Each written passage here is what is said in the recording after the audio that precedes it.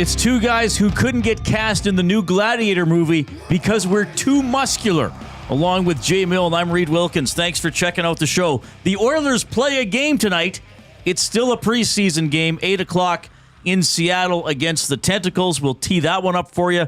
Of course, the Elks back on the practice field for a massive, massive game against the Saskatchewan Roughriders on Saturday. We'll touch on some of their storylines as well. Long-time Edmonton sports writer Curtis Stock is going to join us. He's always a blast. Jed Roberts, our weekly regular guest on the Reid Wilkins Show, will be here as well. And the host of the Oil Stream, our colleague and friend. Well, I'm comfortable calling him a friend. I'm more comfortable calling him handsome Tom Gazzola. Tom Gazzola will be here as well. Thank you for being here. Of course, you can always check out the show on EdmontonSportsTalk.com, on YouTube, on iHeartRadio, on the TuneIn app. Subscribe to any of those. Give us a thumbs up on YouTube if you're watching today. We always try to get to at least 100 thumbs up. Let's just get after it now. Let's just get after it and hit the thumbs up button why not as many times as possible. I see Penner's Pancakes in the nasty chat on YouTube saying, I like Reid's off-topic topics. We will have that in about 10 minutes, and I think this will be a good one. Perhaps a lot of them are humorous. This one could be humorous and emotional, depending on the types of stories we're going to get from listeners. But before we dive into some of the Oilers and Elks stuff we want to talk about today, Jay, I really want to follow up on you. How are you doing? Because yesterday you worked out. You had your weekly workout. Yep. And my summary of how you felt was that you basically felt like you were in the deepest level of Hades. That summarizes it quite well, actually. Yeah. My pecs are sore. My abs are sore. The sides of my arms under here are sore. And my quads, which is the top of your leg, opposite the hamstring, are very taut. And this is based specifically on yesterday's exercises. That would be correct. So you go for an hour or an hour and a half? 1 hour. You and your wife? Of hell. With a personal trainer. No, there's nobody else in the group. It's just you and your wife. Just us. It's not other people. It's just focused on you guys. Yes, sir. I didn't ask this yesterday. Does your trainer? Can we give your trainer a name, or a pseudonym anyway, or Brian. just call him Sure. Satan? Call him Brian. Dark Brian. Yeah, Brian from hell. Okay, so Dark Brian from hell is leading your exercise. Brian, shout out if you're tuning in. Mm-hmm. He's a great friend. I love seeing him when it's not at his gym. Business at EdmontonSportsTalk.com if you'd like to be involved in the show, Dark Brian. I'm Dark Brian from hell, and I will whip you into shape, or you'll burn trying. That sounds about right. Now, do you request, hey, I'd like to work on this part of my body? Or does you show up and he says, okay, this is... Or does he not even outline the thing for you? Do you just show up and he's like, hey, do thing A? Yeah. All right, now do thing B. I'm not going to tell you ahead of time. It's always, we start out with a 2,000 meter row. So we start with that to get warm. 2,000 meters. That to me, that would take the entire hour. Yeah, it's usually done in 10 or 12 minutes. And are you in a tandem, like a double? I wish. You're in your own pod or whatever they're called, your own rowing machine. Great view for me. My wife, but we are not. We're in separate machines. All right. And then it's whatever him and his little evil mind can dream up, essentially. And it goes by pretty fast, but I'm kicking and screaming the whole time. You got to understand. Yes, and we certainly have gleaned that your wife is in superior physical condition to you. Much. Oh, yeah. Does she exercise at other times of the week? Without prying into your lives or her life. Yeah, she's feeding horses and animals and cleaning the farm all day, and she's outside. So part of hers is just active. Yeah, being physically fit and doing things around the farm that you need to do. You know, I mean, feeding is not a light subject. Cleaning horse poop is you got to shovel. Yeah, you got to use your muscles and carry stuff. Yeah, it's not glamorous, but it gets the job done. We have a very what's the word? Sedentary? Is that the word? Where's Awanak? Is that the word Awanak? Sedentary? Sedentary? How do you say it? Sedentary jobs. Sorry. Yeah. So we sit a lot. Did you do that in the furniture profession? Yeah, but you're moving a lot of stuff too. So okay.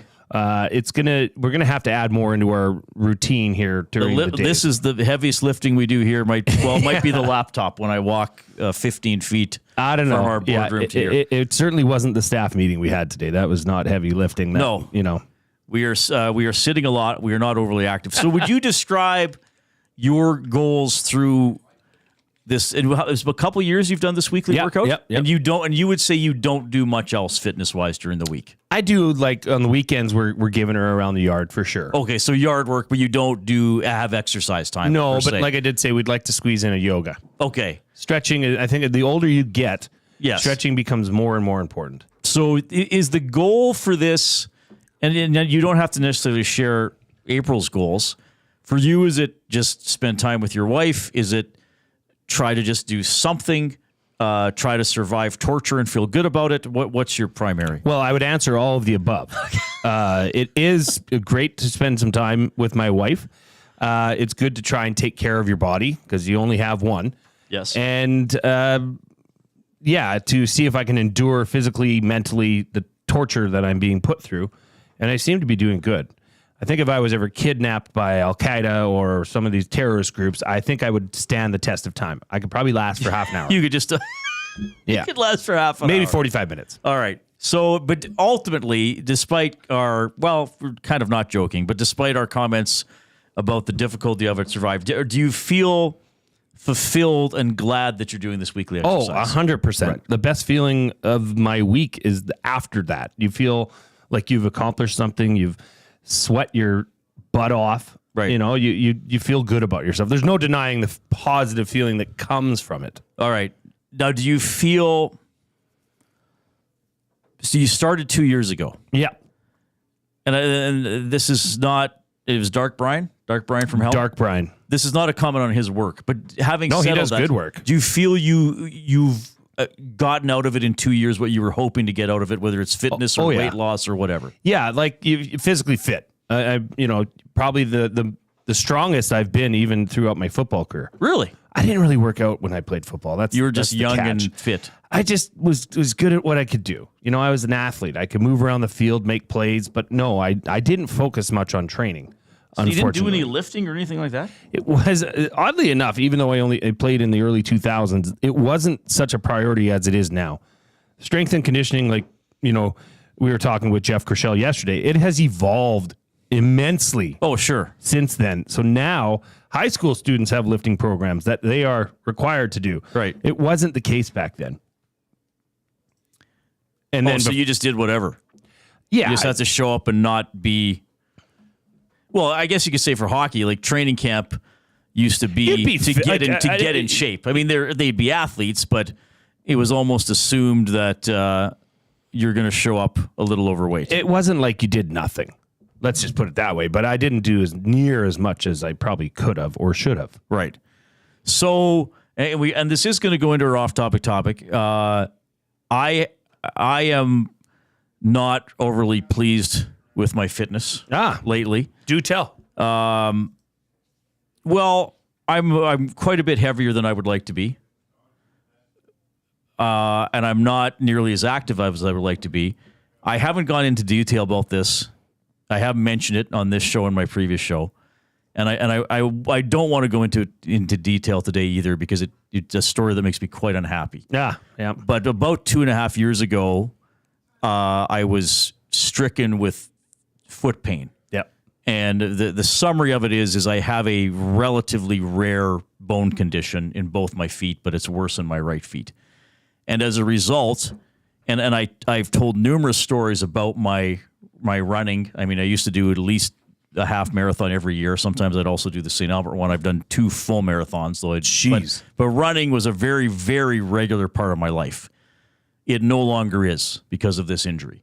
And quite frankly, I've had to curtail my running to a point that either I don't do it or I do it to the point that it's not really doing much for my fitness. So that's been a struggle. So I got to figure something out. I'm still in that process, and maybe I'll share more about this at some other point. But I kind of don't want to today because telling the story really depresses me. Yeah, and I don't want to bring everybody down. So that's why I'm curious about what you're doing.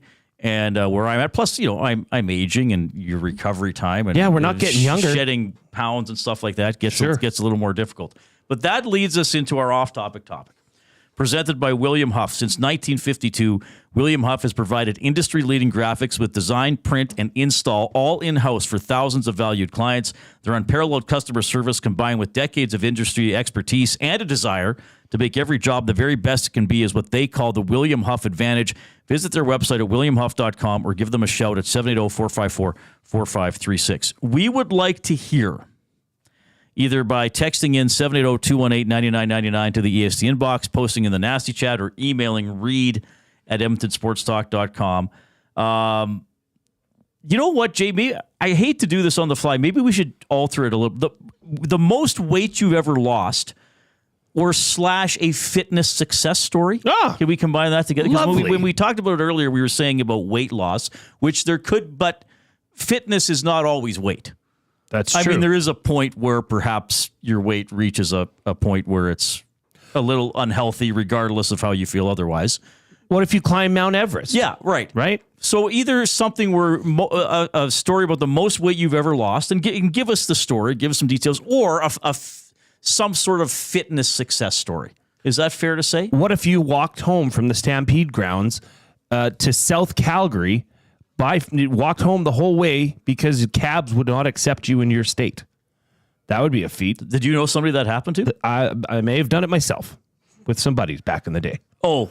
It was a feat. Oh, I see. It's a long way. Okay. And it was cold.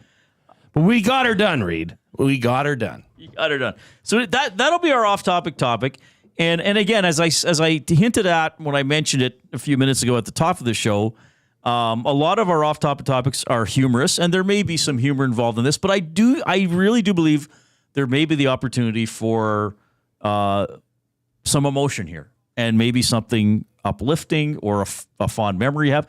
And as Jay was talking about, maybe it's a weight loss or a fitness endeavor you pursued with a spouse or with a loved one or with a brother or sister or friend or whatever. That sounds promiscuous. Yeah, that's one way to lose Tell weight. us how your sex life is, everyone. It's not exactly what I meant. We'll do that off-topic on Valentine's Day, perhaps. Yeah, sure. Well, here's one that came in right off the already? top. Okay, wow, okay. Here's one, and this is the the reason behind it. It says Justin of Balgoni. He said, I started working out a month ago. My reason is to reduce my man boobs. That's a great reason. Whatever floats your boat, and that's kind of the thing with physical fitness and trying to, because when you were saying that, one run is better than no run. If you're saying, I want to go for a run, but it's like, is it really worth it unless I dedicate? Mm-hmm. Screw that. Go for one run. It's better than no runs. I can assure you of that. And go for one workout. It's better than none. Right. And everybody has their reasons to do that. I mean, we're not all the Coobs age here. Things are becoming softer and jigglier by the day as we grow older. Yes. So it's, there's a saying too, health is wealth, right? That's the wealthiest you can be is if you have good health. Yes. So this is turning into a bit of a feel-good story. Yeah, so I think this will be hopefully a fun / positive, maybe even inspirational one for the off-topic topic for William Huff. Tell us a story about a weight loss that you're proud of, or just a fitness endeavor that you're proud of, and a little bit behind it, the why or the how or the result or some sort of combination of those. Even if it's Ozempic, go ahead, bring it in. They can't say in the commercial what they're actually advertising, but yeah, you make a good point. Doing something is usually better than doing nothing, both physically and mentally. I mean, we're not coming on here to shame people if they're overweight or not active or whatever. That's not what we mean. We mean tell us something good. And yeah, there might be some people who do what you're doing 4 times a week. All the power but you're not there. You're doing it 1, which is fine. And that's what when I was running more, that's the thing. I feel like people look at the highest caliber person and be like, oh, I could never run a marathon like those people I see doing the Boston Marathon. No, that's not the point of running. No. Like don't compare yourself to the Stay in to your the lane. elites Stay in your necessarily, lane. or they at some point they all started never having run a marathon. I mean, maybe they started younger and had more natural ability, but everybody starts having not done anything. So you got to remember that. Well, and too. our very own CEO here, Dustin Nielsen, chimed in about this very topic. He's chimed in during our staff meeting. I see you were did he paying send us the story? No, I can recap it. Yeah, we can recap it. They're coming in now here, so I'm going to start compiling them. I'll include Dustin's story of how he. Okay, we'll do his a little later. Yeah. Okay. It had something related to the fact that there was a Wendy's where he went to college. But it makes sense when the whole story It'll make sense, yes. Yeah. All right, so 780-218-9999. We do have Curtis Stock coming up before 4 o'clock. Oh, we have our EST flyaway keyword coming up at some time in the show, so keep listening for that. Jay's going to tell you more later about where we're going to be on location on Friday, which is fun. He's going to tell you more about the chili cook-off. I have a top 3 that I think will get people going as well. But we'll tell you what's going on with the Oilers lineup when we get back. First, the Coupe with a sports update for Paramount Flooring.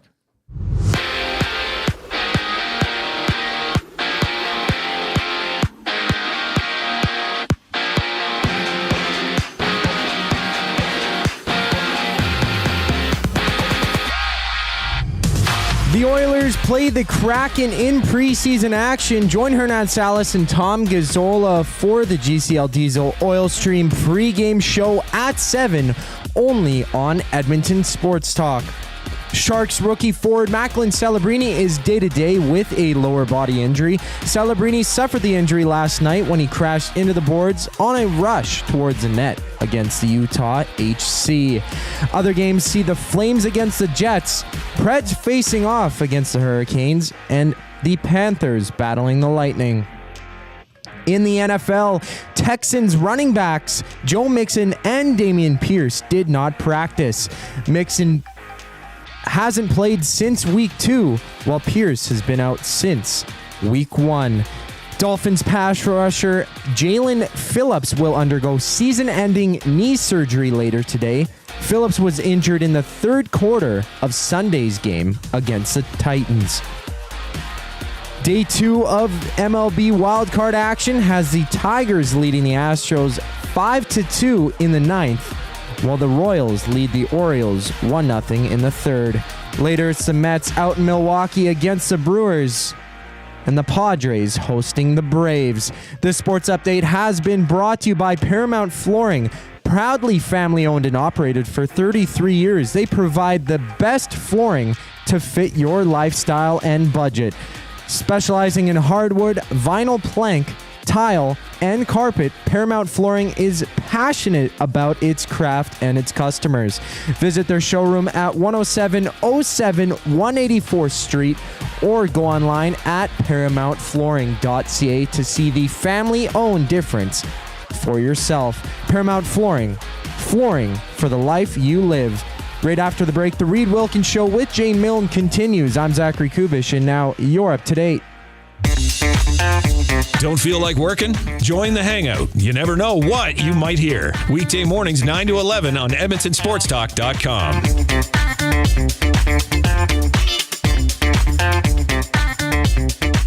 Edmonton Sports Talk delivers a mass audience of key, influential customers to your business, all while you associate your company brand with the biggest names, the hottest sports news, and teams from every league around the globe. Oilers and Elks, NHL, NFL, Major League Baseball, and the Association, Formula One, soccer, golf, oh sweet mama! The excitement is palatable on Edmonton Sports Talk. It's where fans go to get their sports fix and where our partners find the most loyal consumers. Contact us today and see how our team on Edmonton Sports Talk can score the biggest goals for your business. With various advertising options available, email business@edmontonsportstalk.com or head to our website and send a message at edmontonsportstalk.com. Don't feel like working? Join the Hangout. You never know what you might hear. Weekday mornings 9 to 11 on edmontonsportstalk.com.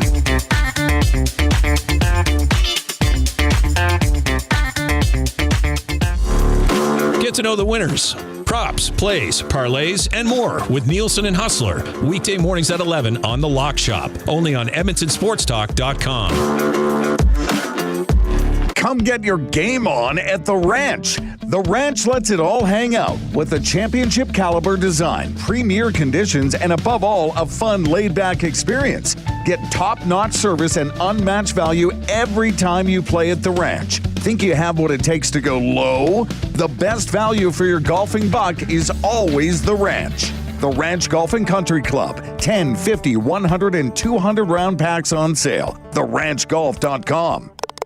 Hi there. If you're like me, you like to picture yourself in luxury, even though there's absolutely no way you could afford it. And if you can, well, even better. Thankfully, I picture myself in something that is luxury, but still absolutely affordable, like the all-new Mazda CX-90 from Park Mazda. With the new luxury features like facial recognition settings and quilted detail Napa leather seating, I can pretend to be comfortable with all of my proper settings activated without even touching a button, thanks to Mitch Lewicki and the great staff at Park Mazda. I like to picture Mitch Lewicki with like a giant eagle's wings and singing lead vocals for Lynyrd Skynyrd with like an angel band. And I'm in the crowd hammered drunk. Park Mazda, your dealer for life in Sherwood Park off Y Road, parkmazda.ca. Few of us can say that we're over 60 and still hot, but Mr. Mike's Burger can. And to celebrate over 60 years of Mr. Mike's famous burger, you're invited to taste history for only $8.99 at Mike Burger Madness. Savor the original flame-grilled Mike Burger on their signature garlic French loaf for a limited time. Dine-in only price of just $8.99. Sides extra. It's Mr. Mike's Mike Burger Madness, and you'd be mad to miss it. Offer ends September 30th. Eat locally,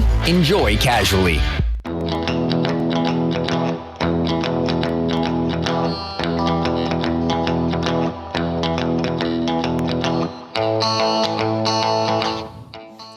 Appreciate you tuning in this afternoon. Oilers in Seattle. We will get to some of their storylines here shortly, like in seconds. But first, my buddy Jay Milne.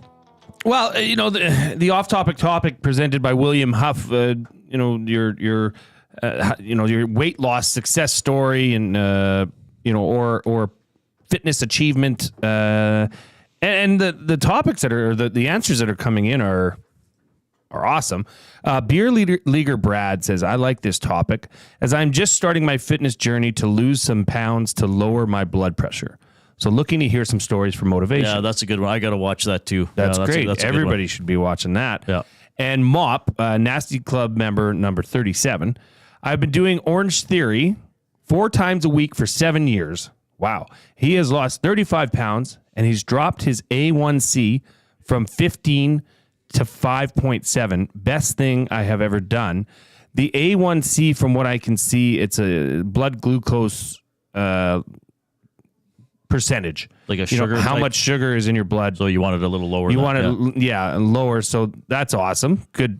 Very well done for Mop. And One-Eyed Pete says, hey, Reid, I suffer from a foot condition as well. I feel you. Can't run any more right now either. Getting surgery in January to help it. Well, good luck with that. I hope it helps for sure. Thanks for sharing those. Yeah, I think we'll get some very positive and, as we've been saying, uplifting ones between now and 6 o'clock.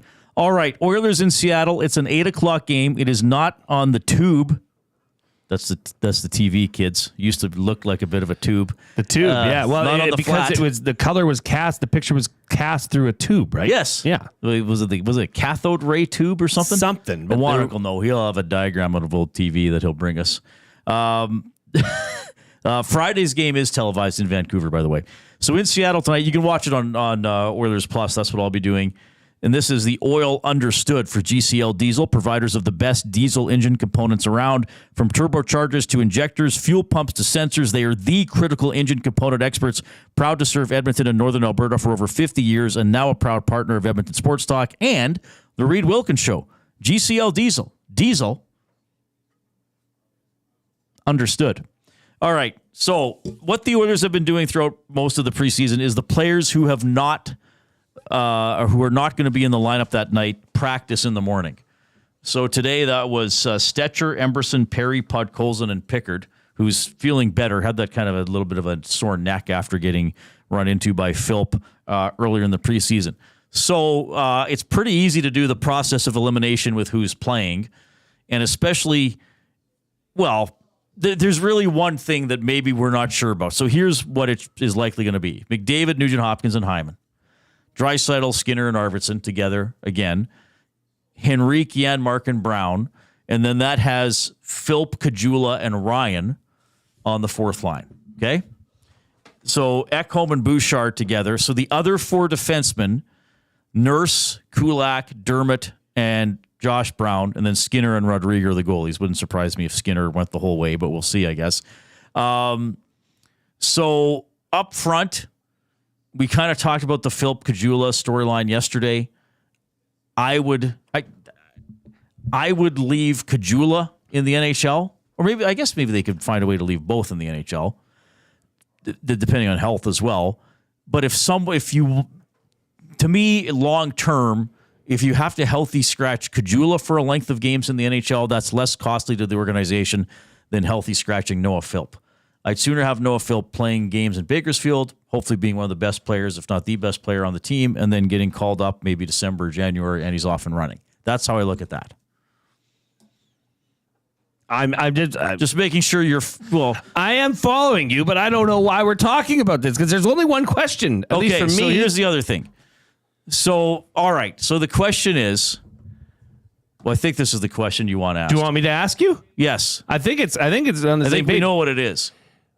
Why is Emberson not playing with Nurse tonight and Dermott's in there? Yes, that is the question. Okay. This was the story. This was the projected lineup was for Emberson to play with Nurse, and we're going to see how these two play together and how they coexist on the second pair.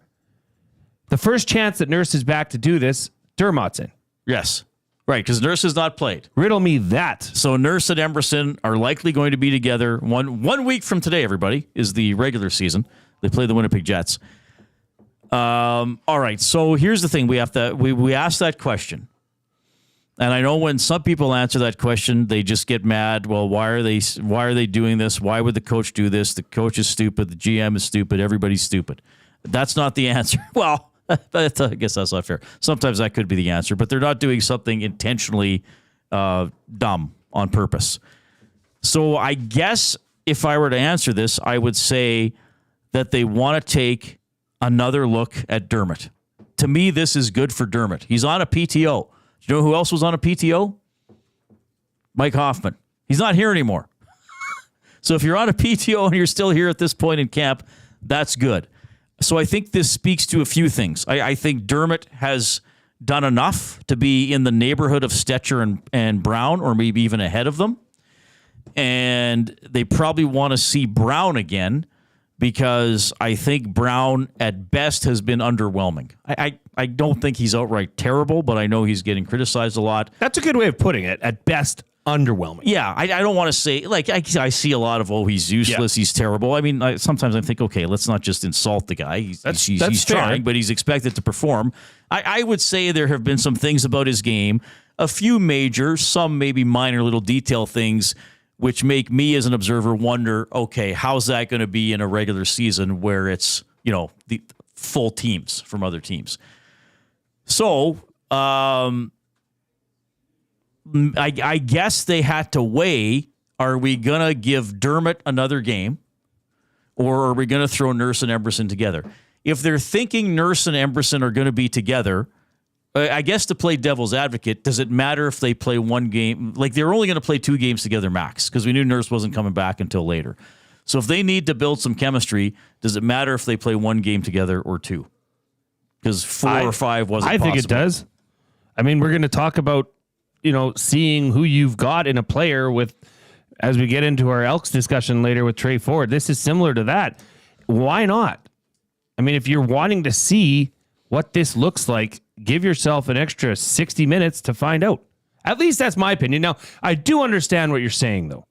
This may be, Dermott's last stand kind of thing, or Brown, there's a lot of moving pieces here, and players need to move out over the weekend and in early next week. So I guess maybe they've seen enough from Emberson that they feel like this will be something that will work out, and they want to try and put some other pieces in place to put them under the bright lights in different situations. Right. Because don't forget, I mean, Nurse is, he's certainly not, I mean, nobody's playing, I guess, at the top of their game right now, but this is his first taste of preseason as well. Right. So, and I'm not saying I'm not trying to defend the decision or whatever, because I was surprised Emerson wasn't in. But I'm saying let's try to think of it from, okay, the coaches aren't waking up and saying, let's irritate the fan base. I mean, they want to see these players.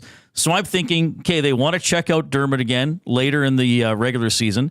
They probably want to see Brown again. And against, I mean, every team now is, I mean, the Oilers are basically 85, 90% of their NHL lineup. Yeah. So other teams are 80% plus of their lineup. So they're probably thinking, okay, let's see Brown again. Let's see what he can do again. And he's probably going to be with Kulak. So if they're trying to figure out a partner for Kulak and they also want to see Dermott play, then I guess that means Emerson was the odd man out because they kind of know where he's likely going to be. That's how I would kind of figure this to explain it to those of us, and probably that's many of us who are confused that Emerson and Nurse aren't playing together. So, depending on how they do, maybe we see Dermott getting a contract, maybe we see him getting released. I don't know. I know people want Brown to go, but the worst thing that's going to happen to Brown is that he'll start the season in the minors. Well, and there is some questions here about Dermott. Does he get a contract, or are we sticking with a guy who can only hit in Stetcher?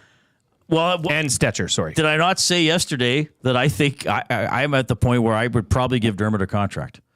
Like, he's going to get the league minimum. One way. No, you signed him to a two-way. Yeah. You signed him to a 1-year two-way. 1 year, two-way contract. Right. Okay. And then, I mean, you'd probably perhaps have to live with burying Brown. Would you lose him off on waivers? I doubt it. And then, I'm just trying to look at the math, too, if they could have 8 defensemen on the roster to start the season. No, that doesn't leave room for then Caggiula. So anyway, that's why I think Nurse and Emerson aren't together. Now, I agree with the people who are curious about it or saying it's less than ideal, but I think that's why they're doing it. And it's probably good news for Dermott that he's playing again. I guess. Yeah. I mean, I understand your theory. Now it's becoming a little bit more clear that Emerson's not so much the talking point here as much as Dermott is, right? That this is, okay, now you're playing with a true NHL caliber top 4 defenseman. Let's see what that looks like. Right. Is that, so do you think Emerson dresses on Friday? Yes. Okay. I think, but I don't know who the bottom pairing is going to be on Friday. Are they going to go with, so Thatcher, we can assume it's Ekholm, well, unless they leave out one of Ekholm or Bouchard in the last game, or both, and let 2 other guys play who are still jockeying for positioning. But you'd think that they would want to play one more game, too. Well, it'll either be Stetcher or Brown. Right, so, and not playing, so Emerson and Stetcher aren't playing today. So you assume Emerson's going to come in. Play with Nurse. And then what do you do? Do you give then Kulak, Stetcher a game together? Yeah, I think so. Okay. Why not? I mean, that would give you a pretty good look with 2 defensemen that you know are going to be on your roster come opening day. Right.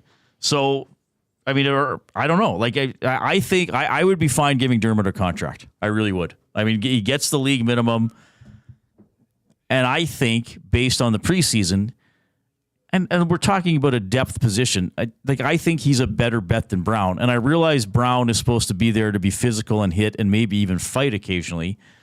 But hitting also requires the foot speed to get to a guy to hit him. Yeah, you said it. And it requires in being on the right area of the ice. And I think some of his reads and some of his mobility has appeared to be wanting in the preseason. Well, it's lacking. It clearly is. And I mean, that's just not good enough. Not on this team. Sorry. That's, and fighting, okay, sure, you can fight, but is that going to really help? You need somebody that, like you said, can move the puck and is fast on their feet. And that is not Brown. All right. We will continue discussing this as we move along. It'll be great to catch up with Curtis Stock, longtime Edmonton sports writer. He's got that great book out, The Turcottes, The Remarkable Story of a Horse Racing Dynasty. But first, we got Zach Kubish with the Sports Update.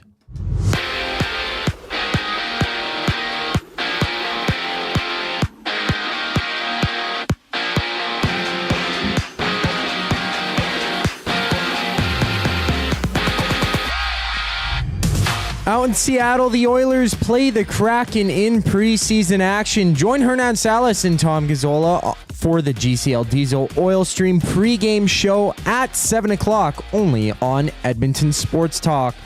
Sharks rookie forward Macklin Celebrini is day-to-day with a lower body injury. Celebrini suffered the injury last night when he crashed into the boards on a rush towards the net against the Utah HC. Other games on tap see the Flames against the Jets, Preds facing the Hurricanes, and the Panthers battling the Lightning. In the NFL, Texans running backs Joe Mixon and Dameon Pierce did not practice.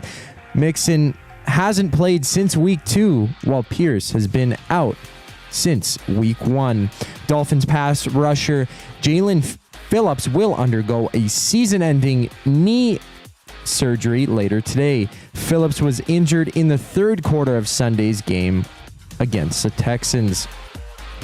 Day 2 of MLB wildcard action saw the Tigers beat the Astros 5-2. And right now, it's the Royals leading the Orioles 1-0 in the fourth. Later tonight, we see the Mets out in Milwaukee against the Brewers, while the Padres host the Braves. Just after the break, Curtis Stock joins the Reid Wilkins Show with Jay Milne. I'm Zachary Kubish, and now you're up to date. At Mind360, we invite you to embark on your mental health journey in a safe and comfortable space. Conveniently located in St. Albert, Mind360 has a diverse team of experienced clinicians that offer a broad range of tailored services for children, adults, and families. Furthermore, we are very proud to serve our military, veterans, and first responders. If you're looking for counseling, treatment, or assessment, understand that you are not alone. Contact Mind360 at mind360.ca to book an appointment today. Food Sausages makes their meat with nothing but the best local ingredients. From chicken, beef, and pork, their gluten-free sausages are packed with flavor. Every single bite. Get a 10% discount when mentioning Edmonton Sports Talk in-store or use the code EST when shopping online at foodsausages.ca. Plus, you get free delivery on orders of $100 or more. Find them at 6736 99th Street. Food Sausages. You can't beat our meat. Hey Edmonton, ready to take advantage of lower rates and better pricing? South Fort Chevrolet in Fort Saskatchewan has you covered. From rugged trucks to sleek SUVs. And with over 40 years in business, you can trust that you're getting the best deal on your new ride. As the proud title sponsor of the Nielsen Show, EST listeners can drive a little to save a lot with South Fort Chevrolet's transparent pricing and down-to-earth sales team. Visit us today in Fort Saskatchewan or online at southfortchev.com. Since 1952, William Huff has been the heartbeat of Edmonton's advertising world. From humble beginnings to a citywide powerhouse, we've been the go-to for signage from print to design and installation. Partnering with Edmonton's top sports franchises and major events, we've helped shape the city's global reputation. Our secret? Unmatched customer service, decades of experience, and a passion for excellence we call the William Huff Advantage. Visit us online at williamhuff.com.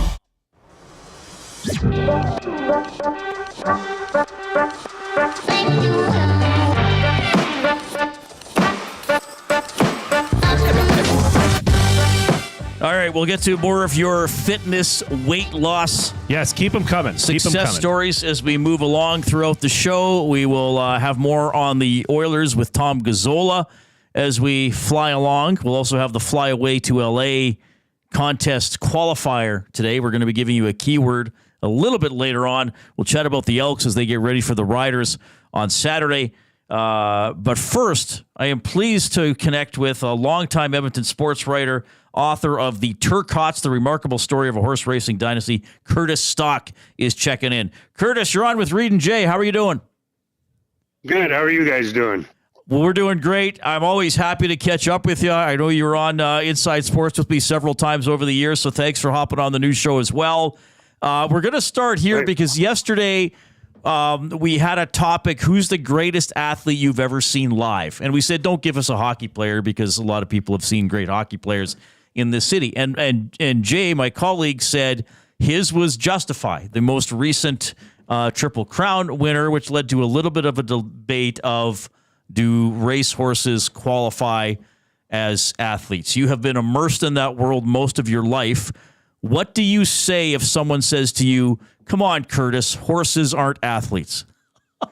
Well, they are speed, strength, muscly, is that a word? Power, and quote unquote athleticism. That's what a racehorse is. And it's already been proven, I'd say, because I don't know if you recall, but ESPN's athlete of the 20th century, Secretariat, was 35th on the list. And Secretariat is a lot better horse than Justify. Justify only ran 6 times, and Secretariat did everything. Would you classify Secretariat as the best of all time then? There's no question about it. Absolutely none. His track record still stands today. He lost 5 times, but he had excuses in all 5 of them. He had in the Woodward, he wasn't supposed to run. The track came up sloppy, and he scratched Beaver Ridge, and Secretary ran, but he wasn't ready to go. He had an abscess when he lost in the Gotham. He had a fever. He lost in the Whitney, and in his first start, he was ridden by an apprentice who got him into all sorts of trouble. Secretary stands above everybody by far. Yeah. Okay. And before we dive into your book and some other horse racing stuff, of course, Oilers training camp is a big story. I used to read you in the Journal. I've told you that tons, and I know you did a lot of racing stuff, obviously, but you would sometimes get assigned to other areas. Did you ever get the Oilers training camp beat or have to help out Maddie or anything like that? And how did you enjoy that? Oh, well, it was great. It was in the good old days of the Oilers' domination in the Stanley Cup, and I got to. You talk about meeting the greatest player or person you've ever seen in your life. It's Wayne Gretzky. There's no question about it in my mind. So, and he was very generous with his time too. But we're spending a lot of the last couple of weeks talking about the 2 defense spots on the right side, which is important. How about 3? Oh, you talking about Bush as well? No, I think Bush can make the team. Okay. You're talking about the 7th defenseman as well. Right. Yeah. Bouchard, Ekholm, and Nurse, who I still list as a question mark, but they got to fill in the 4, 5, and 6 spots, and might be Ben Gleason. He's been good, and Ty Emberson's also looked good in the preseason. Well, and we were talking about that. Emberson's not playing tonight, so Nurse is going to be probably with Dermott. Gleason's been good. I don't know if he's going to be on, but yeah, and Brown has been underwhelming to say the least. So there are some storylines there, but it has changed, Curtis, because I remember doing shows 10 years ago where half the roster were you were trying to find guys to put on. So at least it's changed a little bit since that decade of darkness. Yeah, for sure. For sure. Curtis, and like I said, we want to dive into this book with you, but I had to dive into this one because much like Reid, I read you and I saw you handicapping horses my whole childhood, and it was always interesting. And I would always used to run up from our store on the Kentucky Derby day up to Billy Budd's on 99th and Argyle and place all the family bets. And I loved it. It was fun. Find me there. I was there all the time. I ran into you a couple times, I must say. So, but in your opinion, how has the rise of online sports gambling helped or hindered the horse racing industry? It's hurt a lot. There's so many other things that you can bet on now legally, where before it was just horse racing and bingo. But now, I mean, Sports Select is sort of faded into the past with DraftKings and some of the other big outfits. You see advertising about gambling on every hockey game and every newscast, and it's definitely taken away a lot of the betting dollars from sports, from horse racing. Sorry, the purses aren't near what they used to be. I mean, and the betting is a fraction of what it used to be. They used to bet $1 million every Saturday, and that was all live wagering, and $750,000 on every Friday night. So the place was packed. Are you? I don't know if you are still like. Do you go to Century Mile? Are you still as active watching the local stuff as you used to be and wagering occasionally? Oh, I wager occasionally. I own part of a horse this year with 3 friends of mine, and I still go to Century Mile quite a bit, and I write once a week for Horse Racing Alberta. So I still very active in horse racing. Okay. Well, and the book, The Turcottes, The Remarkable Story of a Horse Racing Dynasty, you and I talked when the book was coming out, and you got in touch with me in the summer, and something really cool with an award here for the book. Can you tell us what's going on with the Turcottes?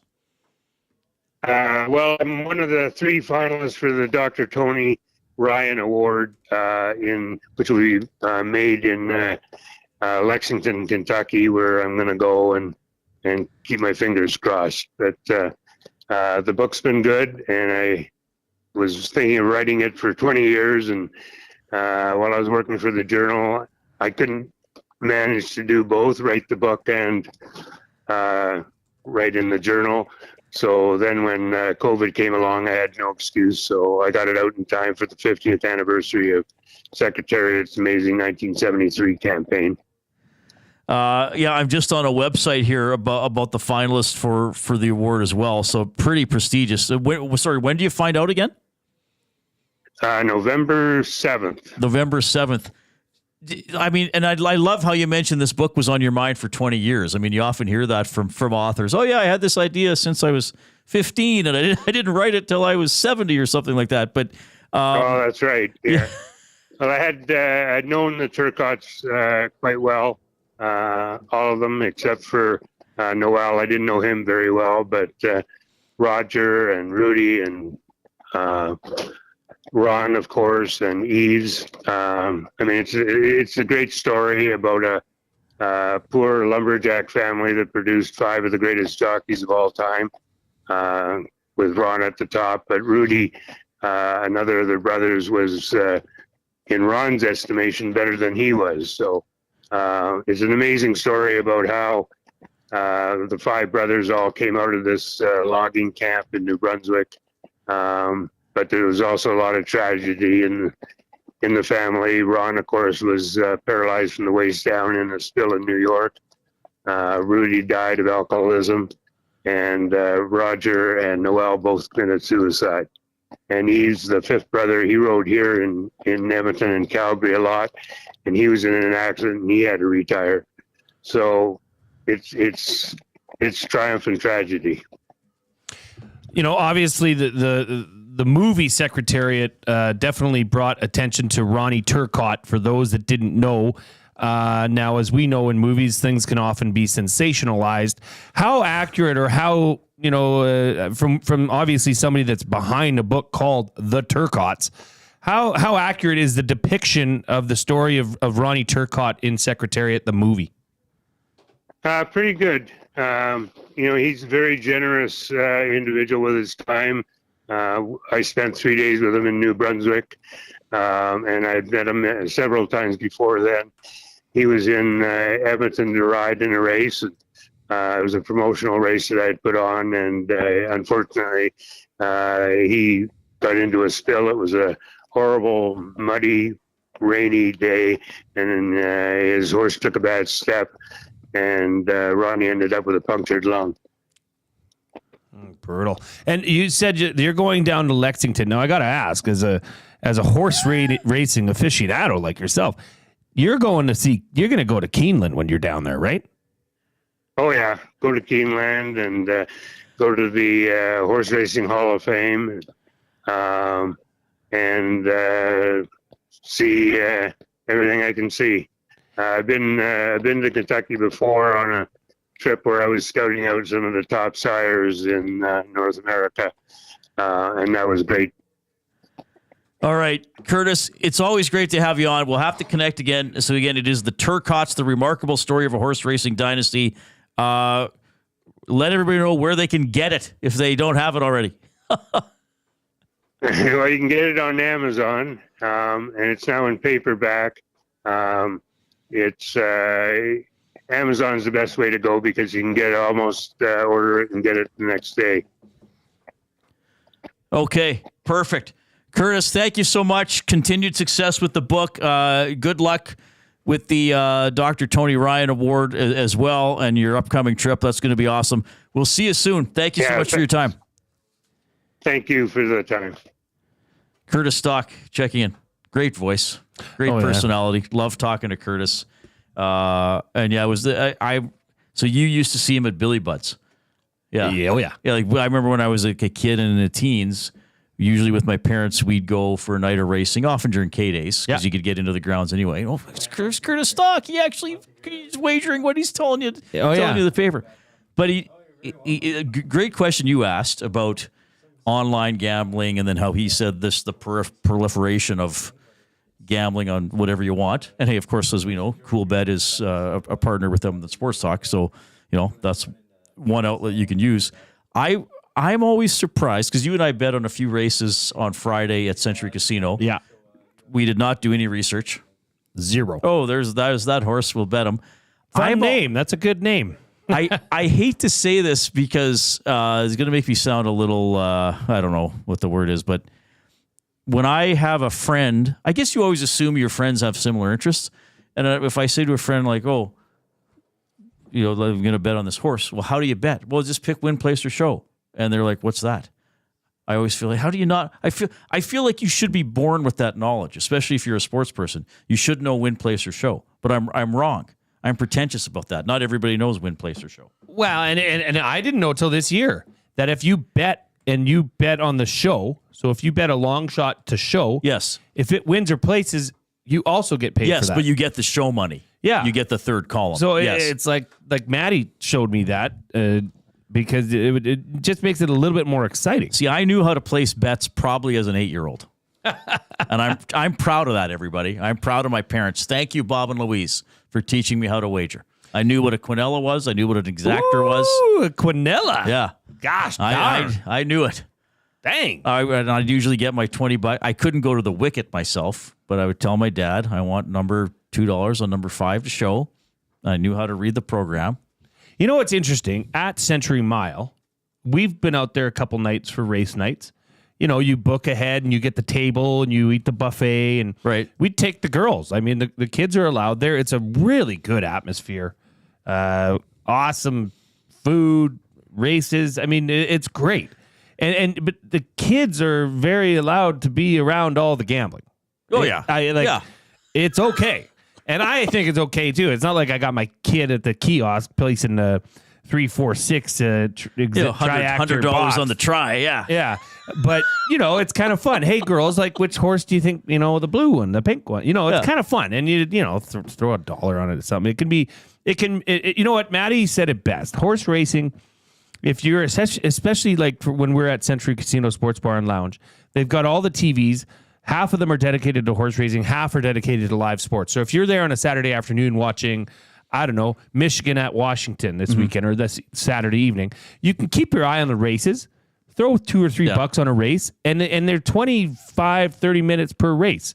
So the space in between. Yeah, it's good. It's good pace. I know we got a break, but I'll just say this. The interesting thing about horse racing, too, is they are telling you who is probably going to win. Even in the program, it'll say, here's the favorites. And then if you look at people like Curtis, usually they're picking the same horses, maybe in a slightly different combination. But it's not as if, 9 people pick number 6 to win, and then everybody else has 6 last. The 10th guy might have number 6 second or third. So that's it's not like if you go to a table game, it's not like roulette saying, hey, 27's probably going to come up. Right. It's like, well, the telling odds, but you'll win less money. That's you right. can bet the favorite. You'll probably win, but but I've always found that interesting about horse racing. They're telling you, hey, this horse is faster. Look at the record. But you know what was funny, Reid? Even though, like, when we were at Century Casino last week, you went to the wicket. You went to see the lady that was there instead of going to the machine, which I really appreciated. I went to the wicket. That's awesome. I mean, that's how it was. Now, I do, the off-topic topic today was your weight loss success story or your fitness achievement that you've achieved. That was presented by William Huff. Hello, Reid. Before I retired, I had high cholesterol, daily antacids, and was 50 pounds overweight. I dedicated myself to MyFitnessPal, so that seems to be an app or something, and lost all of those issues. I would recommend that app for anyone who wants to improve their health. Like anything, you cannot cut or cheat or take shortcuts, and it works well. That comes in from Shovelhead. Great handle. Yeah, that is a good one. This, and it's neat because there's been several people that have chimed in and said that they want to hear other people's stories of how they've done it. Sometimes working out can be like banging your head against the wall. But Andrew says, I've been going to the gym for the past 4 months in anticipation of my trip to Vegas, courtesy of EST. Oh, this is Andrew that won the EST trip. Oh, sweet. Awesome. I've lost 25 pounds so far, and I've been walking a bunch in anticipation for walking around Vegas. That's good. It's also helped my mental health a ton. I started slow and built it up like you guys mentioned. It's been to start doing anything, even if it's just getting more steps in every day. That is a great point. Something is better than nothing. And I showed you Penner's Pancakes, who we met at the watch party. And there's no denying that fella works out. Massive specimen. Yes. Large dude. But it's a gentle giant, right? Yes. Mine is not me, but my wife. When she got her pro card in bodybuilding in 2015 and is still smoking hot. Was very proud of her that day. And now, that was... that's awesome. We love a good my wife story, right? Yes. Jed Roberts. Sorry, do you have another one? No, he did include a picture. I just don't think. Yeah, we won't share the picture. But yeah, she's quite fit. She is very fit, to say the least. All right, Jed Roberts, Tom Gazzola, the EST flyaway keyword, and oh my goodness, quarterback discussion. All after a break and a sports update here on the Reid Wilkins Show with Jay Milne. Get all the latest news and takes on everything Oilers with Dustin Nielsen and Tom Gazzola on the Oil Stream. Live at noon, Monday, Wednesday, and Fridays. Only on EdmontonSportsTalk.com. Conveniently located 10 minutes west of St. Albert, Wheeler's RV Storage will provide you with safe, secure storage for your RV, boat, or whatever you need to store. Open 7 days a week with gated keypad access and extra large stalls. Now is the time to take advantage of their limited time offer. Buy 6 months and get 1 month free. Now's the time to go to WheelersRVStorage.com. That's Wheeler's RV Storage. Safe, secure storage. Visit them today at WheelersRVStorage.com.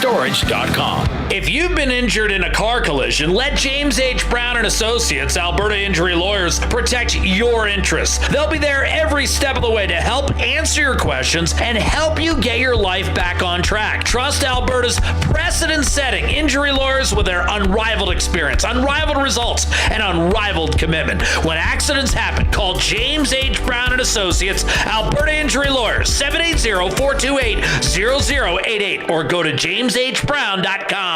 Gallo LLP is an Alberta-based accounting firm with expert chartered professional accountants in both our Edmonton and Sherwood Park accounting firms. Our experienced and innovative accountants provide financial advice that saves our clients money. Simply put, we help our clients protect their assets and grow their businesses. At Gallo LLP, they go beyond the numbers to ensure the continued success of your business. Reach out to Preet or John to discuss how they can help your business grow. Visit GalloLLP.ca today and see how they can help you take your business to the next level.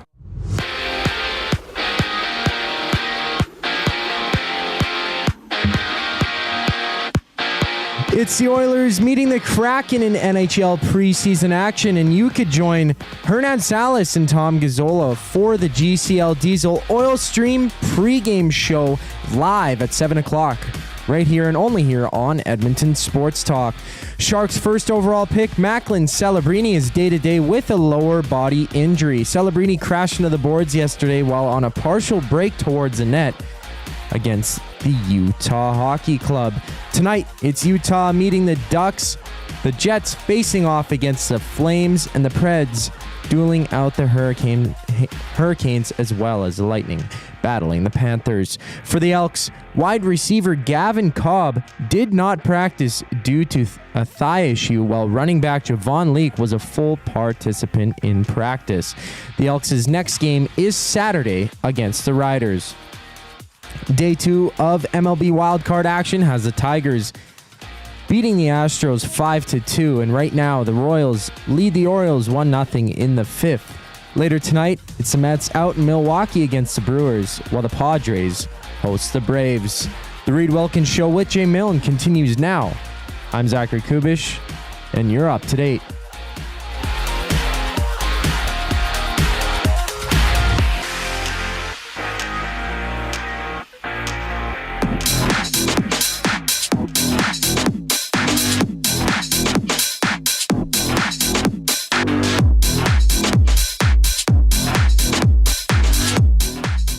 All right, appreciate you tuning in this afternoon. Portions of this hour are presented by Alberta Tutoring. Locally owned and operated, Alberta Tutoring offers certified Alberta teachers who know the curriculum and what their students need to learn. Specializing in high school math, physics, and science, their skilled tutors can meet with students virtually while offering flexible scheduling. And right now, take advantage of their limited time offer. Enter the promo code EST. Get 40% off your first session. Visit albertatutoring.ca today and book your local experienced tutor. You know what I like about that is that it's catering to the Alberta curriculum. Right. This is not broad subjects. This is dialed in. I met with the folks over there at Alberta Tutoring, and it's pretty good. They've got everything. They can meet with your child after school online. You know, like everything's done online with Zoom meetings, and it's give them a chance. If your student is getting off to a slow start or a slower start than you would have anticipated this year, check out Alberta Tutoring for sure. All right, so they are presenting portions of this hour here on Edmonton Sports Talk, your clear choice for Edmonton sports, which is hitting the road on Friday. The whole station. Riedrich, we are going to South Fort Chevrolet. Oktoberfest is happening out there. There'll be sales and discounts throughout the day. I actually just sent Claire the layout for the shows for that day. She's thinking of, whipping something up special for the day of the shows. But, what's going on is we're going to be out there broadcasting all day from 6 to 6. Every show on EST will be out there at South Fort Chev. There'll be exclusive deals for that day. So come on out. If you're in that area, come on by because the Fort Saskatchewan AAA U7 team will be on site helping with their barbecue. And you listeners, if you're out there, you can see how you stack up against them in a slap shot radar booth. So me and I'll give you a hint. You'll probably lose. Are going to have a slap shot off. Okay. Coob, are you going to be here or there? Yeah, I'm going to be working here. Are you going to be here all by yourself all day? No, Trev's going to be here from 6 to 11 by himself, and then I'll be in here about 11. But I just learned about this right now, so I wasn't in the meeting earlier because I was working. Right. You were working. Yeah, you did get +2 on the scorecard for working through the staff meeting. The Boys and Girls Club of Fort Saskatchewan will also be on site, and they're accepting donations for their youth sports programming. They are in need of school snacks for the kids that partake in the program. So if you want to come out and support the Boys and Girls Club of Fort Sask, come out, say hi. And while you're there, have a German pretzel and a bratwurst in the afternoon. And they will be serving that. There'll be barbecue. There'll be great deals, discounts throughout the day. South Fort Chevrolet Oktoberfest this Friday, October 4th. Be there or be square. See you there. I can't remember the last time I was in Fort Saskatchewan, so that'll be. We've done a lot of on location. I am excited for a German pretzel. Sleep. We did at the Metro Cinema at the Garneau Theater. We did Century Casino, and now we're doing South Fort Chef. Right? Yeah. Okay, it'll be incredible. All right, looking forward to that. Zach, do you think, given that Friday you'll be here by yourself, Matt Hyman's wondering in the nasty chat if you'll feel the need to take off your pants? I don't think Trev would appreciate it because, if I were to, I would show up fully, nobody covered. would know. But I don't know. I mean, if I were somebody else, I would not want. I'm not saying one person to just be free, be a little, be a little. I know, but right. I wouldn't like to know. He's wearing pants. No comment. He's wearing pants. Comment. The Elks got the pants beat off them in Winnipeg on Friday. How will they do Saturday against the Saskatchewan Roughriders? If BC beats Calgary and then the Elks lose to Saskatchewan, the Elks are officially eliminated from the postseason. After we spent a lot of September talking about the path to the playoffs. Well, now that path is very overgrown and hard to find. Needs a pruning. We need, the Elks need Calgary to beat BC, and then the Elks have to beat Saskatchewan, and then it's still, then you're chasing BC for that final playoff spot. They do have the tiebreaker on them. A lot of discussion about the quarterbacks, which we understand, though it was far more than a quarterback failure a few days ago. Here's what my colleague Jason Milne put on his Twitter account last night, at Jason Milne. I'm at Reid Wilkins. You can follow the station at YEG Sports Talk. Neither Trey Ford nor MBT have been consistently producing this season. Both have had their struggles. However, if you want to see if Ford can be the future QB for the Double E, shouldn't you be giving him the chance while the games are still meaningful? And then you had the little thinking face. I stand by that thought because at this point,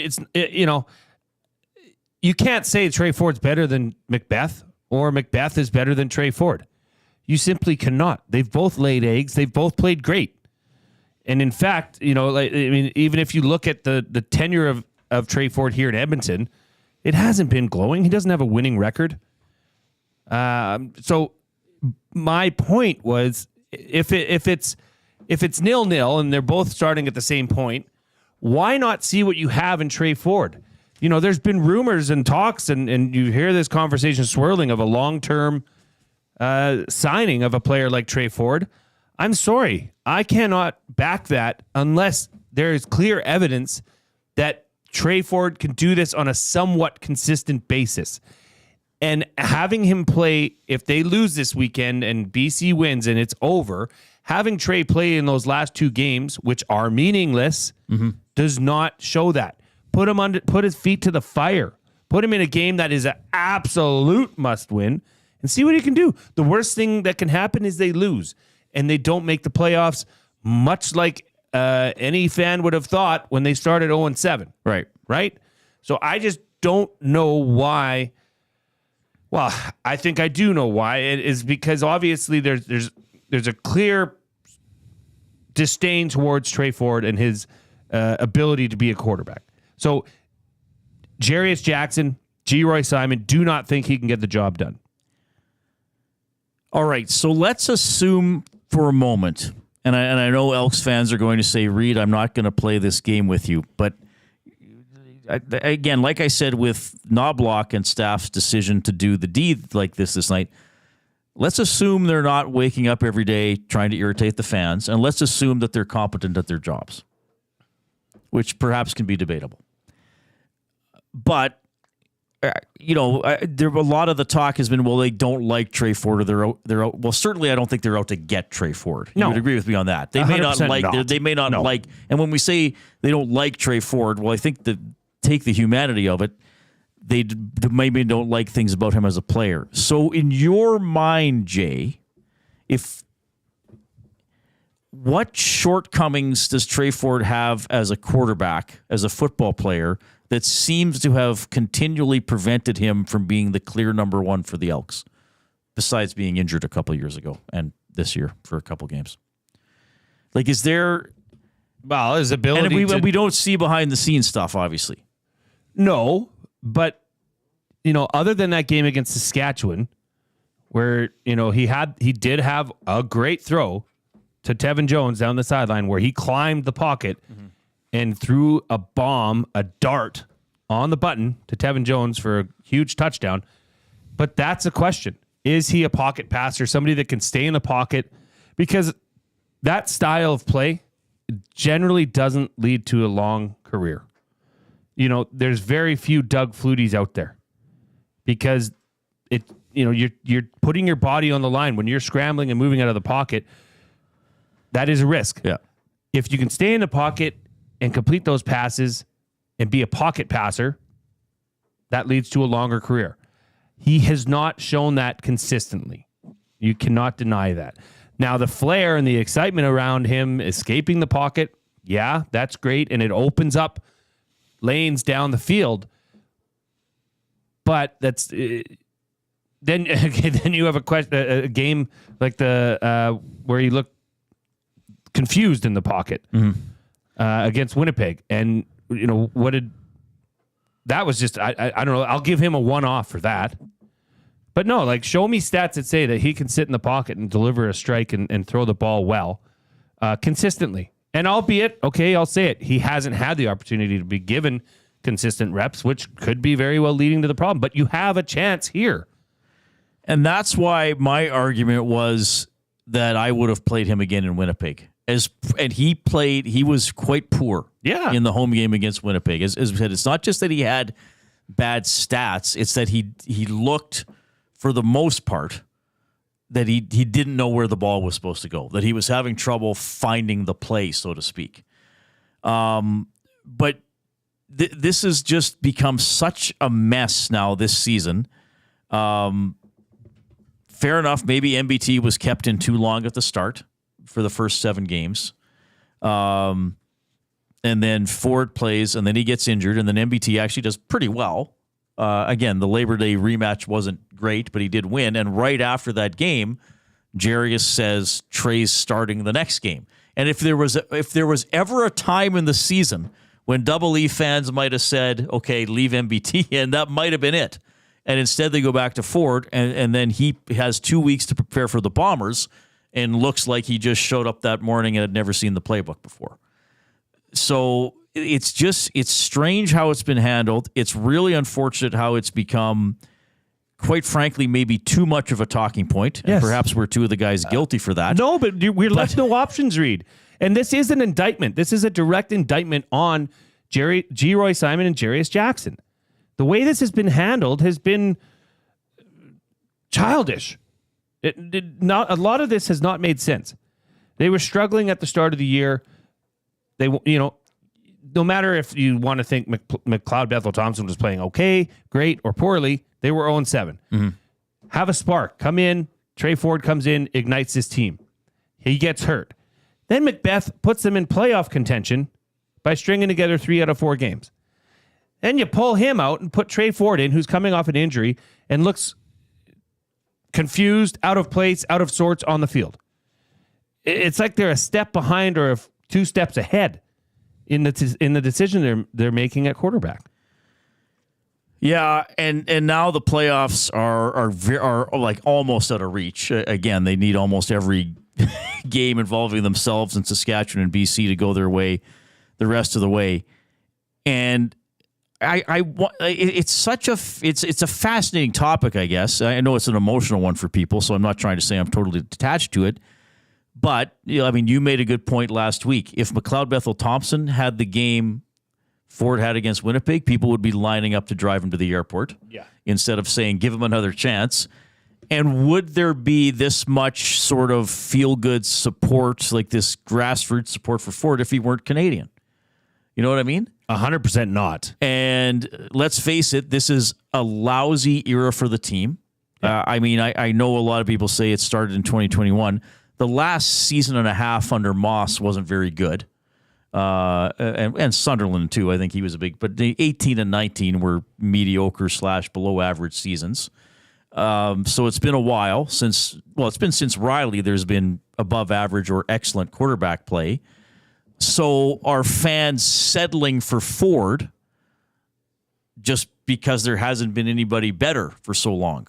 Possibly, and I believe, and that's unfortunate too, because the standards should be higher than that. Yeah, and there's a hope with Trey Ford, given that he's a young, athletic Canadian.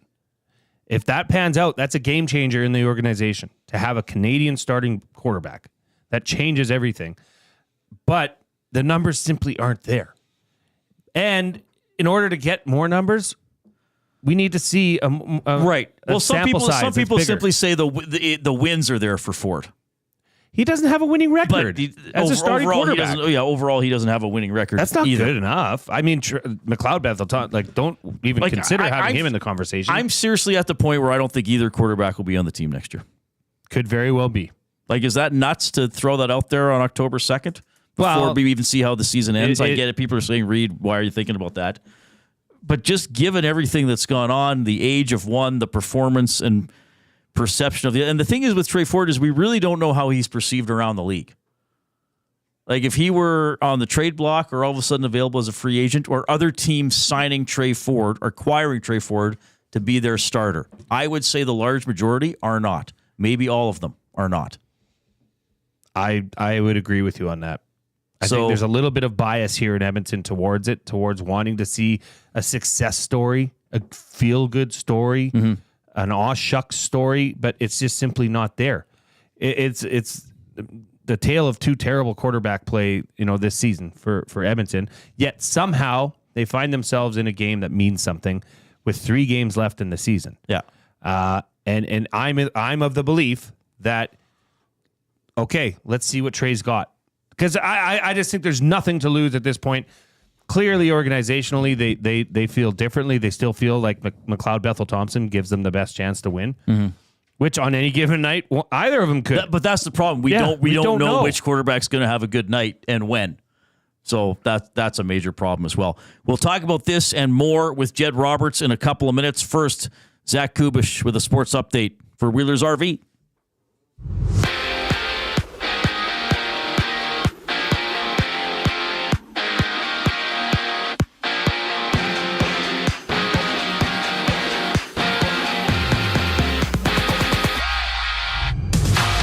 It's the Oilers against the Kraken in NHL preseason action, and you could join Hernan Salas and Tom Gazzola for the GCL Diesel Oil Stream pregame show, which goes live at 7 o'clock right here on Edmonton Sports Talk. Sharks' first overall pick, Macklin Celebrini, is day-to-day with a lower body injury. Celebrini crashed into the boards yesterday while on a partial break towards the net against the Utah Hockey Club. Tonight, Utah meets the Ducks. The Flames face the Jets. The Preds duel the Hurricanes, and the Lightning battle the Panthers. For the Elks, wide receiver Gavin Cobb did not practice due to a thigh issue, while running back Javon Leake was a full participant in practice. The Elks' next game is Saturday against the Riders. Day 2 of MLB wildcard action had the Tigers move past the Astros, the score of 5-2. Right now, it's tied 1-1 between the Orioles and the Royals in the 5th. Later, the Mets play the Brewers, and then the Padres host the Braves. This sports update has been brought to you by Wheelers RV Storage, conveniently located 5 minutes east of St. Albert. Wheelers RV is your safe and secure place to store your RV, boat, or whatever it is you want to store. Visit them at WheelersRVStorage.com to take advantage of their limited time offer. Buy 6 months, get 1 free. Go to WheelersRVStorage.com today and get your storage needs taken care of. The Reid Wilkins Show with Jay Milne continues just after the break. I'm Zachary Kubish for your EST update. 780 is just another lame-ass, low-budget local shop. Homegrown right here in Edmonton, 780 is both the shop name and their in-house clothing brand that celebrates all things unique to E-Town. They also work with close to 100 local vendors from the 780 to help promote and get their brands off the ground. Check them out online at 780.com or at any of their 5 locations at Southgate, Londonderry, Kingsway, St. Albert, and the Outlet Mall by the airport. You want the heavy hitters on your team, both on and off the ice. If you've been injured in a car accident, call the heavy hitters of injury law. James H. Brown and Associates, Alberta Injury Lawyers. With over 200 years of combined injury law experience, their precedent-setting lawyers are locally owned and proud Edmonton Oiler fans. James H. Brown and Associates wants to support you with their unrivaled experience, unrivaled results, and unrivaled commitment. When accidents happen, head to jameshbrown.com. Few of us can say that we're over 60 and still hot, but Mr. Mike's Burger can. And to celebrate over 60 years of Mr. Mike's famous burger, you're invited to taste history for only $8.99 at Mike Burger Madness. Savor the original flame-grilled Mike Burger on their signature garlic French loaf for a limited time. Dine-in only price of just $8.99. Sides extra. It's Mr. Mike's Mike Burger Madness, and you'd be mad to miss it. Offer ends September 30th. Eat locally, enjoy casually.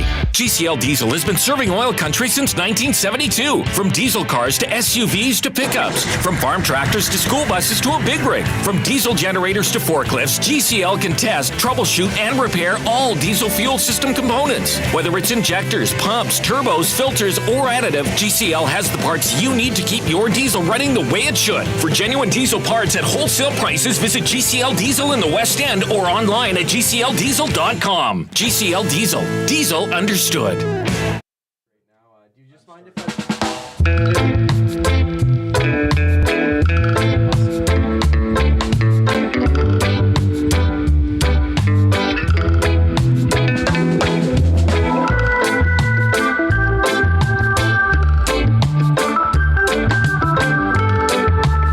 All right, we'll get to as much of your feedback as we can. on Trey Ford, on the Oilers, on your fitness, working out success stories. We'll get to as many as we can throughout the course of the show. We are in the James H. Brown studio. James H. Brown Personal Injury Law Firm, the heavy hitters of injury law. With over 200 years of experience, James H. Brown will get you the settlement you deserve. Check him out, jameshbrown.com. Book your private consultation today. We do have Tom Gazzola a little bit later on, and we are pleased to be joined by double E alum, our good buddy Jed Roberts, who's a weekly guest here on the Reid Wilkins Show with Jay Milne. Jed, how are you doing? I'm good. I think Jay's got to be pretty happy, feeling pretty good about his Washington Commanders team, how they're playing these days. Yeah. Yes, I was regaled with stories of Jaden Daniels and the Commanders yesterday at about 5 o'clock. I'm going to start with a sort of a flashback to the last game, Jed, but also your experience, because you know I love getting that. The Elks got throttled on Friday in Winnipeg. It was virtually over, probably halfway through the second quarter, if not sooner. I know a lot of the teams you played on were good, but at some point in your career, a team of yours would have had a tough night. I mean, what's it like on the bench in a game when it's kind of over, even in the second quarter? Like, you try to still have positive talk? Is everybody quiet? What's it like? Well, that's a great question, and oddly enough, the games that I felt, probably the worst at the hands of, was Winnipeg, because Winnipeg used to really have our number there for a couple of years there in the 90s, 93, 94. They hung 713 yards passing on us one night. My role that game was just to take 2 steps upfield and look back. That was my technique all night as a defensive lineman, because Matt couldn't miss. He had a guy had 300 and something yards. I think David Williams had 200 and something. They were just guys were coming out of the bleachers to catch passes for him that night, and it just seemed like it was never going to end. But I felt my heart goes out to the team. When you're in a game like that, the best thing you can do is just start to play for pride and just make sure that when come Monday, when you're watching the film, that you're not one of those guys that's taking plays off or looking for shortcuts or, not giving their maximum effort. That's, you can't have too many of those games, because then you start threatening jobs and stuff like that. And it's tough, right? It's a business. And, there's always somebody waiting in the wings for their opportunity. And so you've got to really put your best foot forward in those circumstances. And fortunately for me, I never missed the playoffs when I played. So we didn't really have too many of those games, but lately it's been tough, and I think that I always say, there's never losses, just wins and lessons, and unfortunately, there's been a lot of those lessons lately here in this organization. I'm going to ask you, and this totally, as you know, Jed, from a guy who's a middle-aged guy who never played sports at a high level. So I'm asking you that from this viewpoint. So you might laugh at this question, but maybe there's a story here. When a team is, because we often talk about stay upbeat, try to act like, or you can't tell whether you're winning or losing by your behavior. But if it's like 31-0 in the second quarter, and there's a guy running up and down the bench clapping, saying, "Come on, boys, let's get her going, we got a comeback coming here." Is there a point where it's too much, where you kind of just want to be like, "Can we just leave us alone and we'll go out there and play the next time we're called on"? No, it's oddly enough, when you said that, I had Tom Higgins in my mind's eye. He used to always clap his hands when he was walking up and down the bench, and he was that guy that was always trying to give guys encouragement. And but like I said, Reid, there weren't too many games where things happened like that during my tenure with the team. But I always hear another coach in my head, it's Ron Lancaster, and he always used to say it's never as good and it's never as bad. And he was always that guy that would say, act like you've been there before, right? And that applies equally both ways, right? Like if you're talking about winning or if you're talking about losing, you can't let the highs be too high and the lows be too low. And I always thought it was super cliche, but boy, the older I get, I tell you, you really start to understand kind of where he was coming from, because it's great to appreciate the highs and stuff, but it's also important to understand, to keep things in perspective, and try to keep things in proper context. And, I have always learned in my experience as a coach, a player, as a coach, and as a teammate, that when you watch film, it's usually something that's pretty easy to fix. That's the problem, right? And so that's why it's important to keep things in perspective. It's very, very seldom that you have a team that just completely dominates you because they're just better than you are. A lot of the time it's just they found a loophole, or they found a way around, or they saw something that, maybe we weren't aware of. And that's why it's so important when you're coaching to always scout yourself and kind of have an understanding to where teams might attack you. But, it does happen once in a while. The team catches you on a bad day, and the next thing you know, you're staring at a 50-point deficit. And those days aren't fun, and it's important to kind of keep heart and try to keep playing and maintain a positive demeanor in those circumstances. But it's also important, like when you're winning by a lot, not to let that go to your head either, because what comes around goes around. And boy, when it goes around, it's not much fun. Jed, I appreciate your thoughts on losing as a valuable lesson, and clearly, at the start of this year, this organization got its fair share of lessons, as you like to say, and now it's at a situation where this is a must-win game. It looks as though they're going to be going back to McLeod, Bethel, Thompson, as opposed to Trey Ford. What is your thoughts on this carousel of quarterback changes that have happened throughout the year? I don't know. I always say this. I said, I'm not in the dressing room, so I can't really speak to any of that. It's really, really difficult for me to tell from the outside, what the thought process is on that. And I also, though, do appreciate how difficult it is to prepare for two different quarterbacks, but within reason, right? You can't actually devote your actual half of your game plan to one guy and half of your game plan to another guy. It's got to be, you're going with one guy and then the other guy might be in for a wrinkle or two, because I think that sometimes, half measures avoid is nothing, you can't do something halfway and expect to win all the way. Right. So, and the tough thing too, is when you've got two really good quarterbacks like that, it can divide your dressing room. And I'm not saying that's what's happening in this case, but it's tough, right? I feel bad for both guys because they're both professionals and they're both starters, and they're both going to be starters next year, probably, maybe not here, but you're right. Edmonton's at 5-10 now. They're looking to try to make some ground on some of these Eastern teams because of the crossover, and it's not looking great, but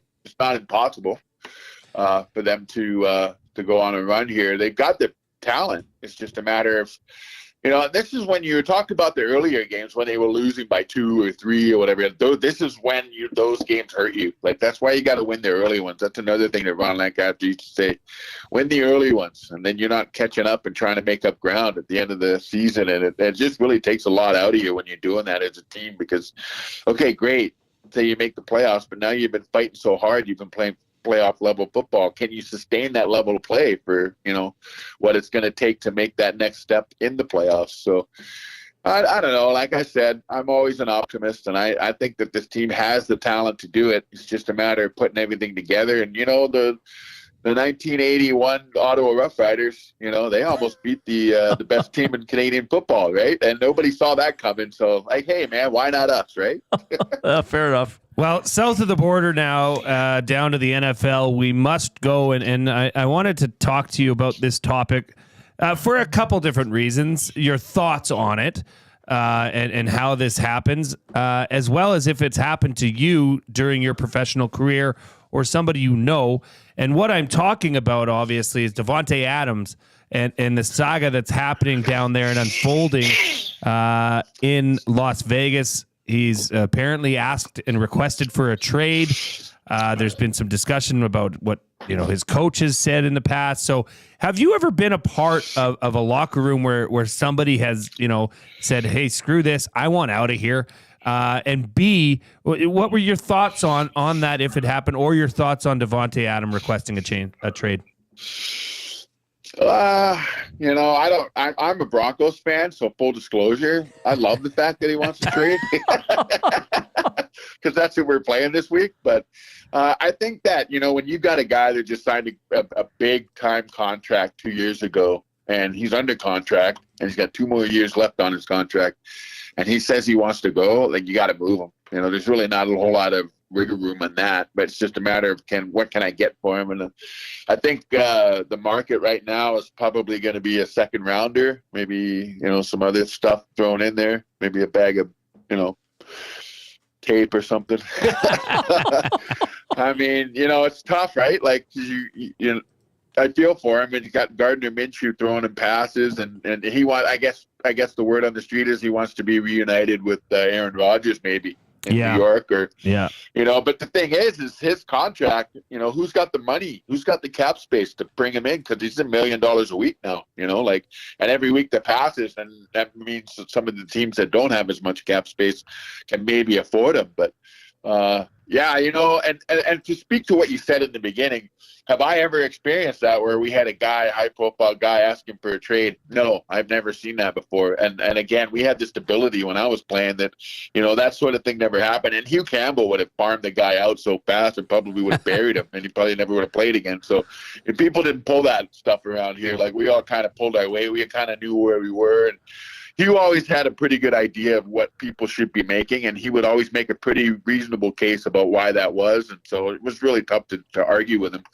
But in today's day and age, with the NFL, with the social media part of it, I mean, apparently Antonio Pierce liked a post on Instagram, about him being traded. And oh, my goodness. You know what I mean? Like, these are things that, 10 years, 15 years ago, it's not even on the radar, right? And so these are the things that, it's unbelievable. Like, everything happens in real time now. It's not like, you're reading about it, 2 or 3 days later. You're hearing about it seconds after it happens. And it's, man, you got to keep up. And if you don't keep up, you're going to be on the outside looking in. So and there's going to be a team here in the next couple of weeks, I think, that's going to find themselves, maybe making a push with the great with the WR1. I mean, because the guy can play, if he's got the right situation. But I mean, he's 32 years old, right? Like, you're not going to really build your franchise around him, but he can give you a couple of years. They might have to, knock off a couple of years at the end of his contract, because I think he's making a whole ton of money. It's backloaded. It's not guaranteed either. So.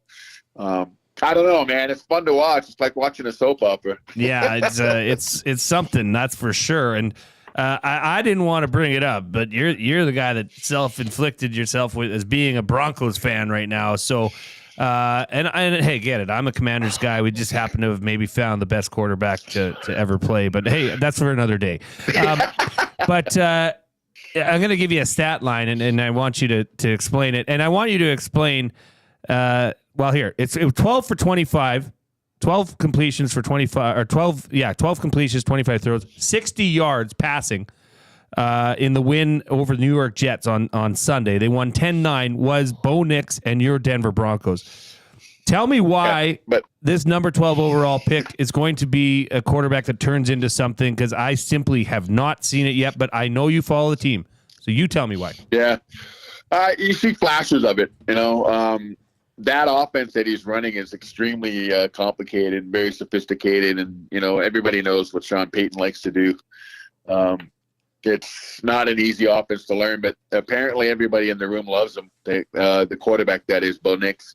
And yes, you're right. There's been a couple of games where there's been some pretty alarming stats. I think he was averaging like 3 yards a throw at one point during the game. So I'm very highly aware, and I appreciate you bringing that to my attention.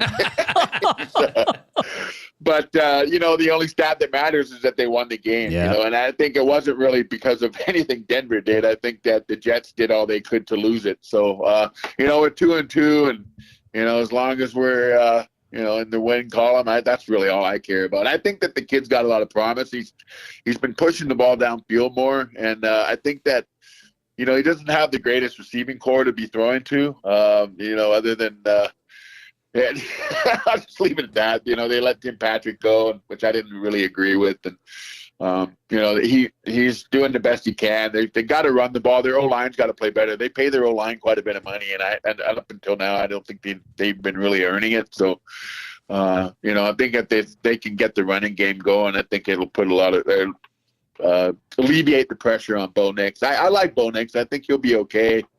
But I said that about like maybe the other 10 or 11 or 12 quarterbacks that have come through Denver since Peyton Manning left. So I'm always, trying to look on the bright side of things. I wish we had Jaden Daniels, though. You didn't hear me say that.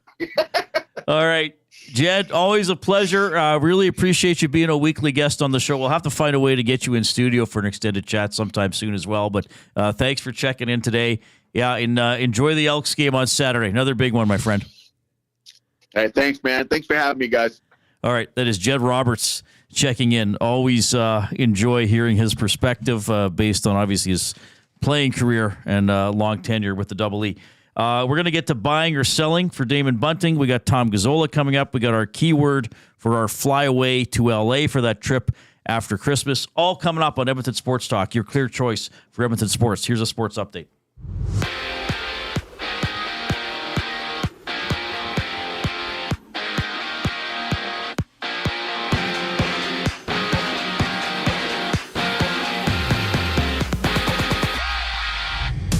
The Oilers play the Kraken in preseason action, and you can catch Tom Gazzola and Hernan Salas tonight on the GCL Diesel Oil Stream pregame show live at 7 p.m. right here and only here on Edmonton Sports Talk.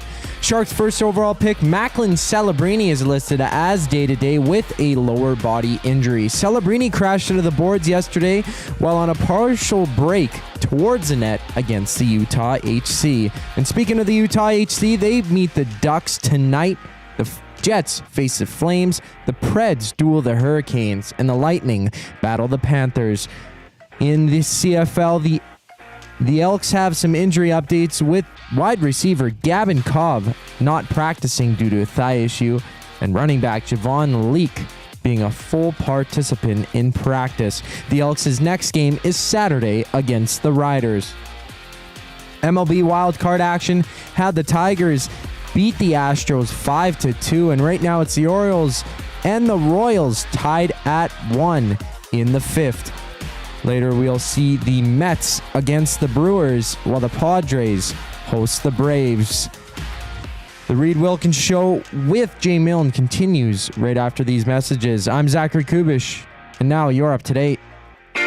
Your brand deserves more than just a whisper, it deserves a buzz. At the Hive Product Marketing, they specialize in promotional products that bring the buzz. From eye-catching giveaways to unforgettable keepsakes, they got the perfect products to make your brand stand out and get noticed. Visit the Hive Product Marketing and let them create the buzz your business deserves. The Hive Product Marketing, the official merch partner of Edmonton Sports Talk. Visit them online at thehiveproductmarketing.com. It's crunch time for your taste buds, because for a limited time, A&W is collaborating with Ruffles to bring you the Ruffles Crunch Teen Burger, your favorite teen burger, and your favorite Ruffles cheddar and sour cream chips, combined into one unique taste sensation. It's grass-fed beef.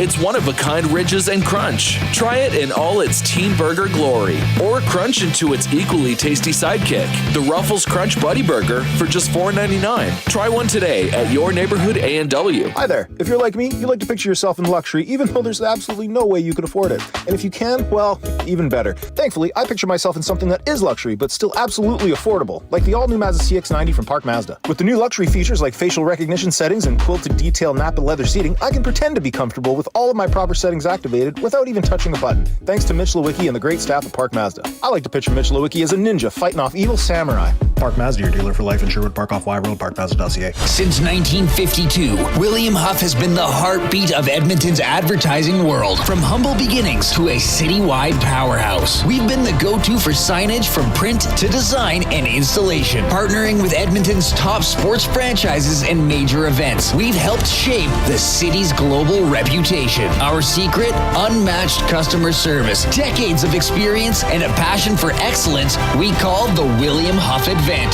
Visit us online at williamhuff.com.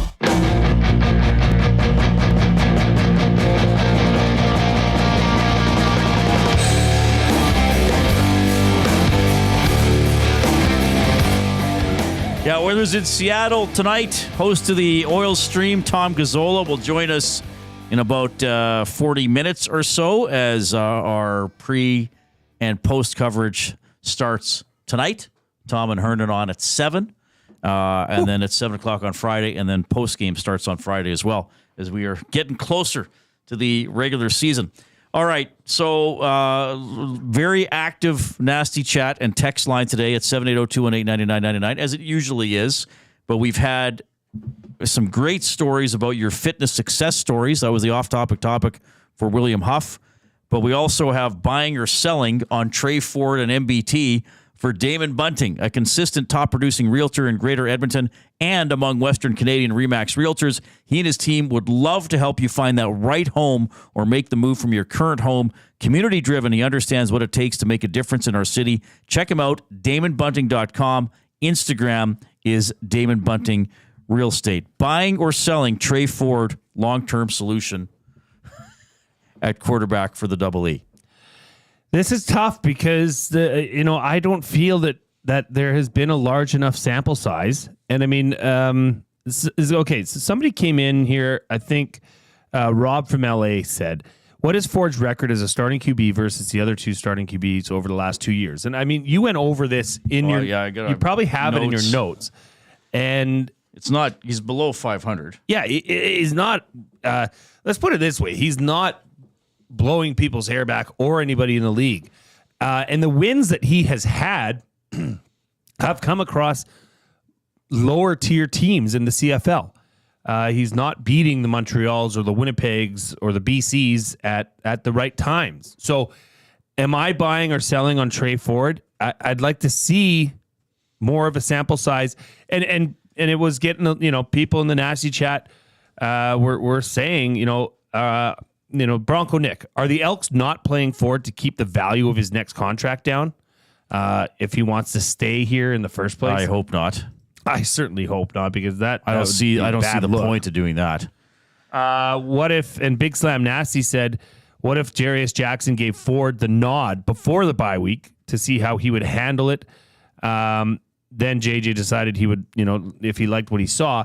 I think the problem is that Trey Ford's injury was not completely healed, and they were hoping to get to the bye week without having to insert him into the game because... Oh, yeah, but he was healed by the time he played against Winnipeg. Yes. But before that, that because he was dressed as the backup. He was dressing for the... were upset. For the Labor Day series. I don't think he was fully healthy, and McLeod Bethel Thompson was playing well.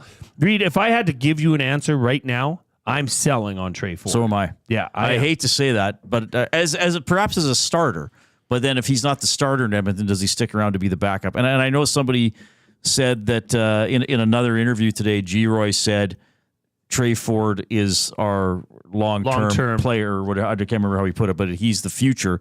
But again, my argument to that is then you might as well let him play and find out what you have. Exactly. In very big games. And here's the thing. Trey Ford is 26.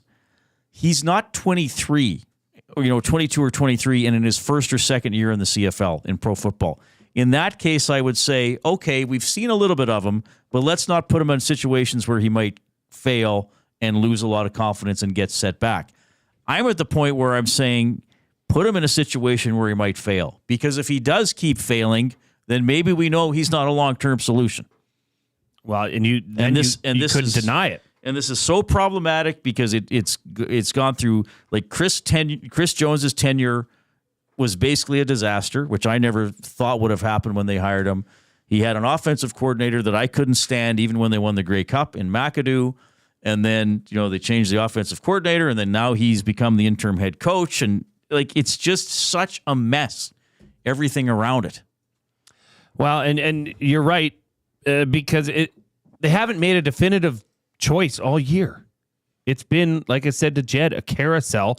Big Uke chimes in and agrees that play Trey these last games, see if he has it in him to make the big play. If yes, long extension. If no, move on and find a new QB. And Zulu chimes in and says neither.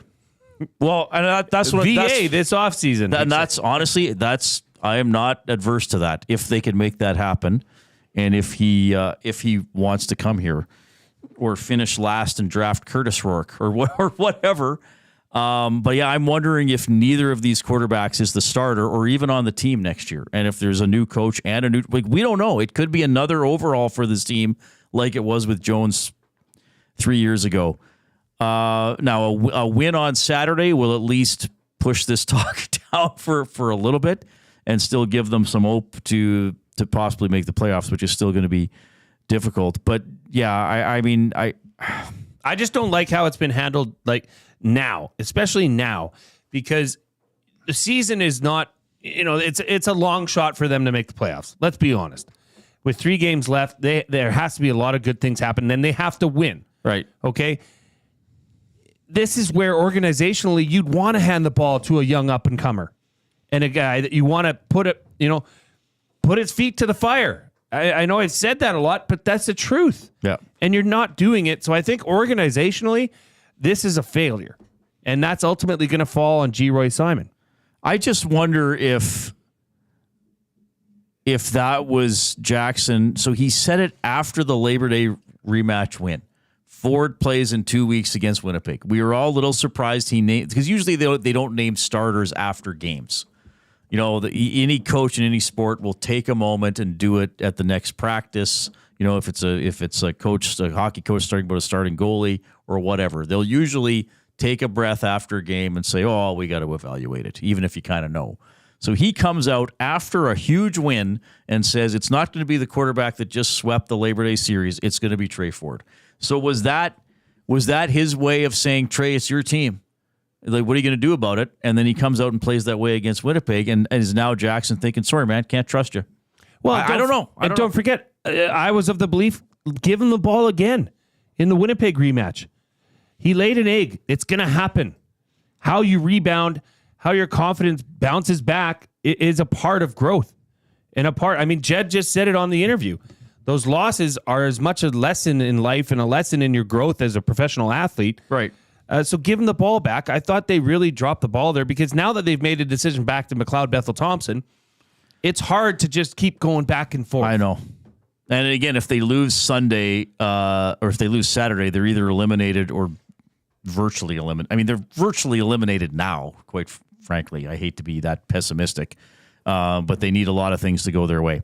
Anyway, appreciate the feedback. 780-218-9999. Oilers in Seattle tonight. We'll have Tom Gazzola on to talk about that a little bit later on. We were talking about the lineup tonight. It'll not include Stetcher, Emberson, Perry, Podgolzin, or Pickard, which means Darnell Nurse will play with either Dermott or Brown. Probably more likely he's with Dermott, but that's one of the storylines there.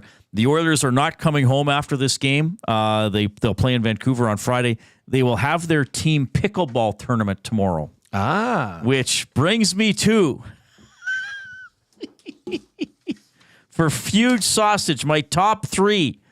Fuge sausage, the best sausages you will ever eat, locally made and packed full of flavor. Order online or visit them in store, 6736 99th Street. Take advantage of their EST discount, 10% off your order by entering online code EST or just mention EST in the store. Free delivery in Edmonton on orders over $100. As Fuge Sausage says, you can't beat our meat. So you can just walk into Fuge Sausage, 6736 99th Street, and yell out, Edmonton Sports Talk, and you'll get 10% off. I believe that's incredible. That's how they prefer it. That's how they prefer it. Just walk in and yell Edmonton Sports Talk, and you'll get 10% off your order.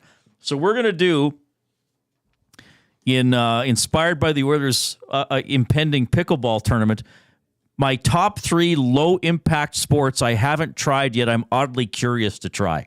Lovely. Is that a long enough title for everybody? My top 3 low-impact sports I'm oddly curious to try, but I have not yet tried. Now, oddly enough, this does tie into the off-topic topic about fitness successes and getting in shape, because low impact is because you don't want to strain your body too much and pull something or hurt yourself. But I'm interested to hear this list. So my first one will be pickleball. I realize a lot of people are playing it. There's at least one dedicated pickleball facility in Edmonton now, is there not? If not a couple. I think there's more than one. Or you can convert other courts into a pickleball court. I know it's been great. I think it's been great for seniors, I believe. I'm not saying, I'm not trying to be ageist or that it's just seniors, but I think a lot of seniors have taken up pickleball. But I realize it's also all ages. It apparently is quite low impact. I've watched video of it. I've seen McEnroe and Agassi trying it out. McEnroe was arguing with an umpire, of course, about a foot fault. But then I watch pickleball, the videos of it, and I think to myself, is that even fun? I don't know. Have you tried it? Oh yeah, it's incredibly fun. We have a pickleball net at our house that we put up on the basketball court, and It's great. Really? Okay. Kids can play it. It's the bounce isn't as bouncy as a tennis ball, so it's not as difficult for a kid to control the paddle and the ball. Okay. And yes, given that, it makes it easier for older people that want to be active, be outside, or do some sort of a sport in a group setting, right? Because you can play pairs, so it's great for getting out with your friends or whatnot.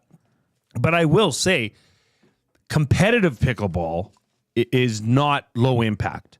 The competitive side of it, and there is like a professional pickleball league. Yeah, it is very, very high tempo, high paced, very serious. So is it okay? So I've never played pickleball. I want to try it. Yep. And I play against somebody who's been playing for 2 or 3 years. Will I have fun or will I just get destroyed? Will I at least be involved in the rallies? Yeah, you should be. You should be. There's different rules to it too. Like you can't just drop the ball over the net. I forget the name for it, but you have to. It induces volleys. It induces rallies. Okay, because you have to hit it back and forth. You can't just drop shot it in front of the net because oftentimes in pickleball you'll just immediately move closer to the net. But you can't stand in front of that one line? You cannot stand in front of that line. But can you drop the ball in front of that line? I don't know. I don't think you can. It's like called the kitchen or something? Yeah, the kitchen. I think Somebody tell us about the pickleball kitchen, everybody. I'm sure. Also tell us if you do any canning of pickles in your kitchen. And if you do, please drop them by the studio. We'd love to try your pickles. Usually I would say yes. I got a lot of pickles, courtesy Louise Wilkins. Mama Wilkins, I'm yes. good. All right, so pickleball.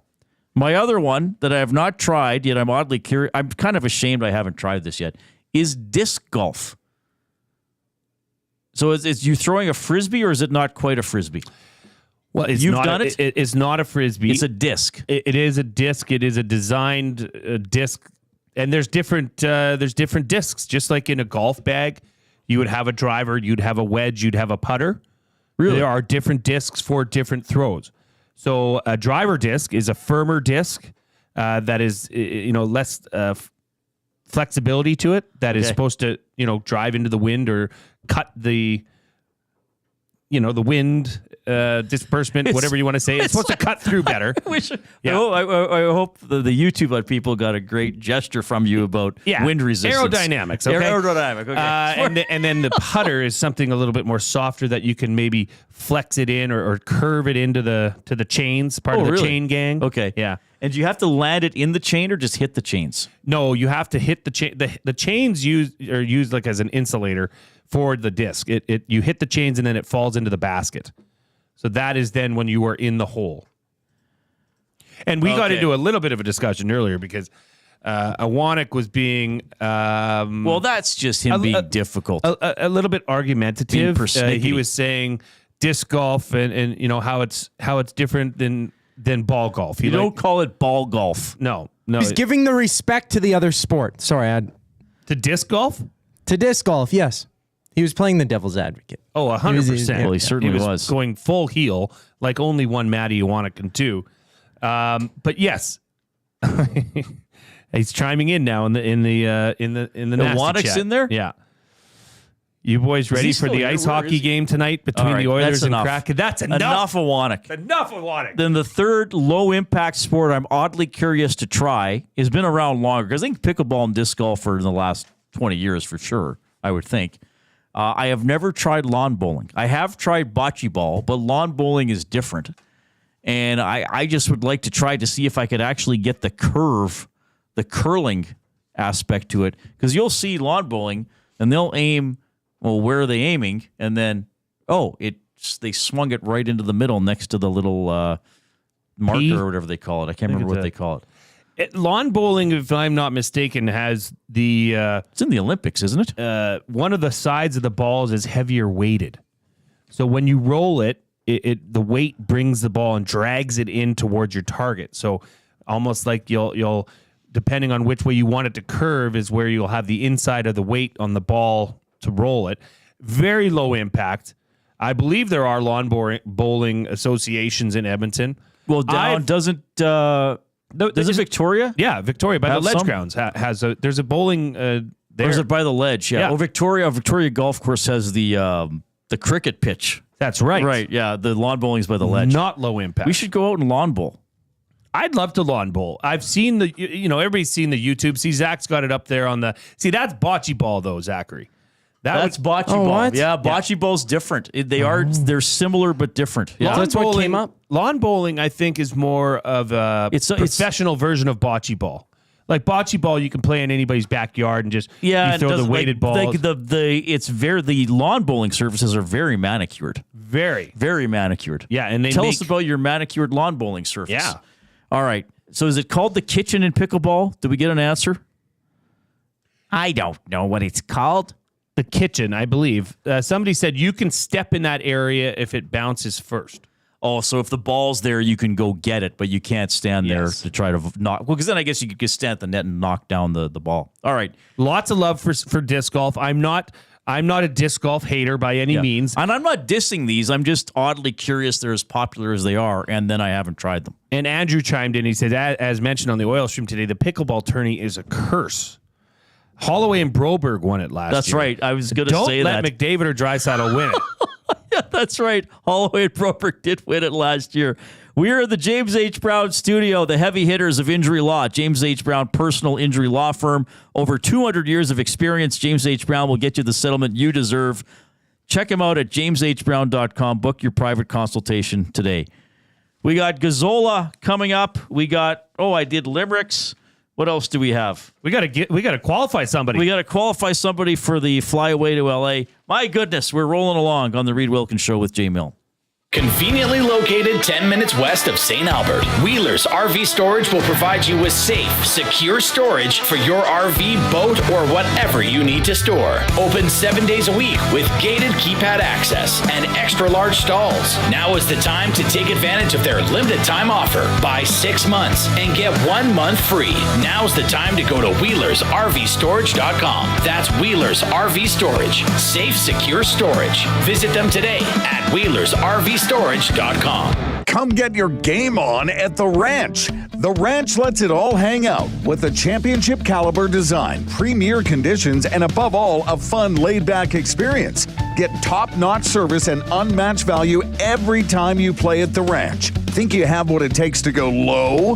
The best value for your golfing buck is always The Ranch. The Ranch Golf and Country Club. 10, 50, 100, and 200 round packs on sale. TheRanchGolf.com. Food Sausages makes their meat with nothing but the best local ingredients. From chicken, beef, and pork, their gluten-free sausages are packed with flavor. Every single bite. Get a 10% discount when mentioning Edmonton Sports Talk in-store or use the code EST when shopping online at foodsausages.ca. Plus, you get free delivery on orders of $100 or more. Find them at 6736 99th Street. Food Sausages. You can't beat our meat. If you've been injured in a car collision, let James H. Brown and Associates, Alberta Injury Lawyers, protect your interests. They'll be there every step of the way to help answer your questions and help you get your life back on track. Trust Alberta's precedent-setting injury lawyers with their unrivaled experience, unrivaled results, and unrivaled commitment. When accidents happen, call James H. Brown and Associates, Alberta Injury Lawyers, 780-428-0088, or go to jameshbrown.com.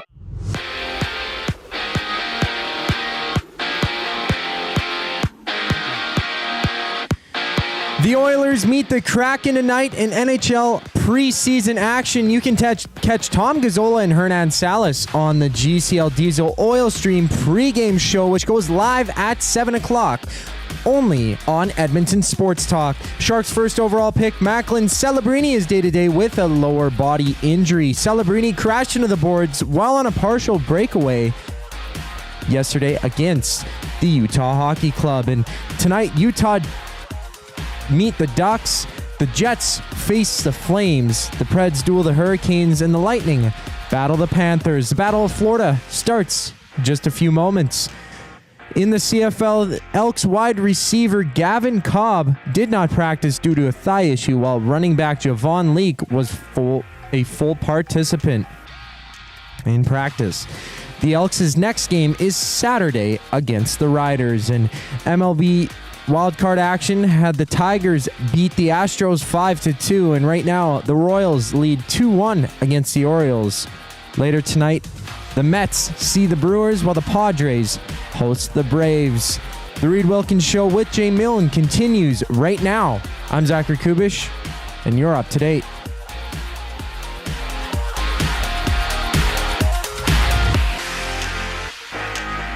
I'm running in circles with the hopes that I will find what I'm searching for, but the question is where.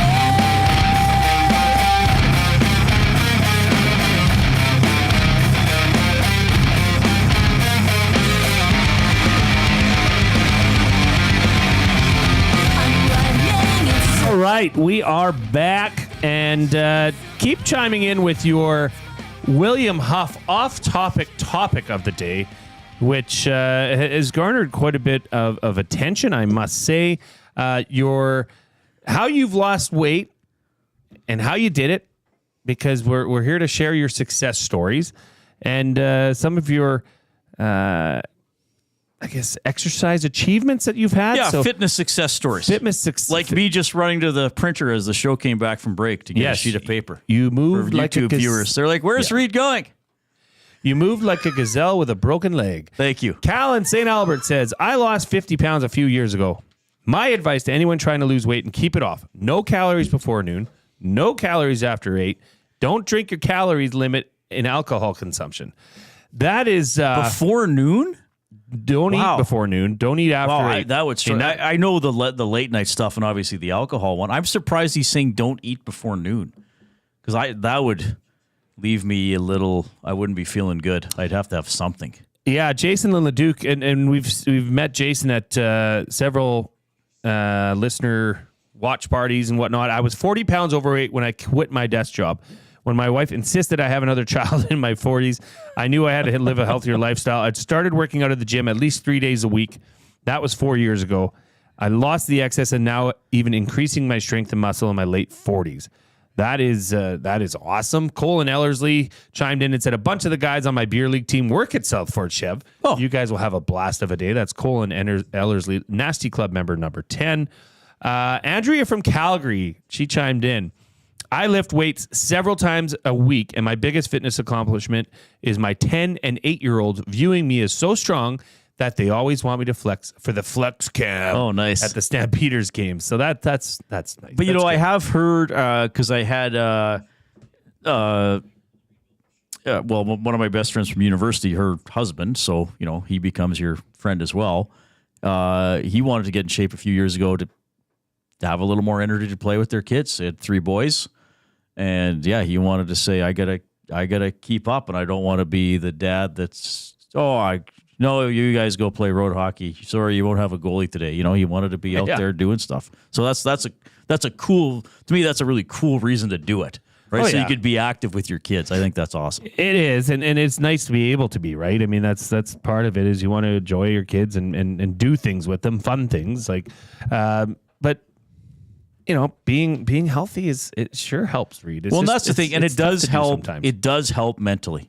Oh, yes. It does help attention, alertness, just feeling better throughout the day. It helps confidence, like just the feeling of, hey, I did this workout, or I ran a distance I couldn't run before. I would say it's as equally important as the strength you gain for it, or absolutely. Absolutely. How your body feels after it. And we did get this lawn bowling conversation is popping off. There's a lot of more than disc golf and pickleball. I thought there would have been the most on pickleball. Well, I think there's some confusion in our dearest Zactum, the Coob there. Even when he put up a bocce ball picture, and lawn bowling is not as popular. They're different, aren't they? Well, Peter Dout, in the EST inbox, or no, he was on the Nasty Chat, said bocce is when you've had a few beers, lawn bowling is when you're constipated. And then Lost Aussie, he sent in a text on the EST inbox. He says, "G'day, gents. Lawn bowls, it's in the Commonwealth Games. The white ball is called the jack. The jack, yes. The bias is the weight and the way it curves. It became very popular in Australia when they made it more social for people. Like they could play on bare feet and drink booze while they were playing. It reminds me a lot of curling, but I would say more attacking." Okay, and I just put something. I just quickly Googled difference between lawn bowling and bocce. The bocce ball is round, whereas the lawn bowl is round in one direction, elliptical in the other, giving it a bias and causing it to curve. The bocce ball is thrown underhand like softball, and the lawn ball is rolled. So you can loft a bocce ball, but the lawn bowl you have to roll. And there we go. All right, so we got to try it. Yeah. Could Matthew Iwanek organize a lawn bowling tournament? Your latest challenge, Matthew. He's got enough. He doesn't have enough on his plate, I'll tell you that. No, he's not nearly busy enough. Mike from Calgary. You know what was super fun before dumb kids got it canceled? Old school steel lawn darts. Do you remember those? Well, I don't know if, I remember lawn darts. They had the flared plastic out, and you'd literally just huck this like a giant nail, a weighted nail through But there the was air. A target, like a bullseye. A ring. You're not throwing it at other kids. Well, I know, but you know how that turns into when kids are doing it. Stuff happens. And RCN, he gets into us here for his exercise. Simple. I lost 50 pounds when my ex of 12 years left me. Oh, okay. Don't worry. Found most of it a year or two later. Okay. Well, that's we did have some cool stuff. I know a couple people submitted photos, but we don't want to share those necessarily because you're scantily clad at a fitness event. Well, it's like a fitness professional. We'll leave it just in case somebody's not comfortable with that. But that's nice to hear. Just some weight loss. Oh yeah, it's a great story. It's good. Koob, you work out. He's eating right now. He's eating, but it looks to be healthy. What are you eating there? Strawberries and plain Greek yogurt. Yeah, that's clean living, man. Well, I try to. I know when I'm here, it might seem like I'm eating like a rabbit and eating quote unquote healthy, but then when I get home, I'm like, I could have a burger. You got to enjoy yourself, though, right? You got to eat. But see, I think too, it's not as that person said. The one texter or the one person in the nasty chat said, it's not just what you eat; it's also when. I remember years ago. I went to, I've interviewed Giz a few times over the years, but when I was working in Lloyd, he was doing an appearance at the school in Maidstone, Saskatchewan. So Sure. It's the first or second, I think it's the second town in, because I think it's Marshall and then Maidstone into the Saskatchewan side. And Giz, as you know, is a personal trainer and looks like he could still play. Yes. You've seen him recently. People see him around town or see him being interviewed. And he said, I eat whatever I want. He goes, I eat fried foods. I eat ice cream. But he said, I tell people, if you want to have that diet, don't eat late at night, and you got to be prepared to burn it off. Now, it's, if you're a former pro athlete and are already fit, you're already in a mindset and your body is used to burning it off. But I think that's true. That one person said, don't eat after 8. Some people will say 9. Some people will say 10's probably the latest you might want to go, depending on when you're going to bed. I was really surprised, though, that person said, don't eat before noon. Because if I would not feel good if I waited until noon to have something. I don't know if that'd be healthy for me. Well, and Matt Hyman said, isn't that intermittent fasting? And yes, I've heard of that where... So you just eat in an 8-hour window. People will shut down in the evening and then they'll get a later start in the morning. So it's essentially like, that would be your fasting for 14 hours. Right. And then you can have your break of your fast, often referred to as breakfast. Right. But he also said, don't drink your calories. I remember Jeff Merrick said that to me several years ago because Jeff's a pretty fit guy.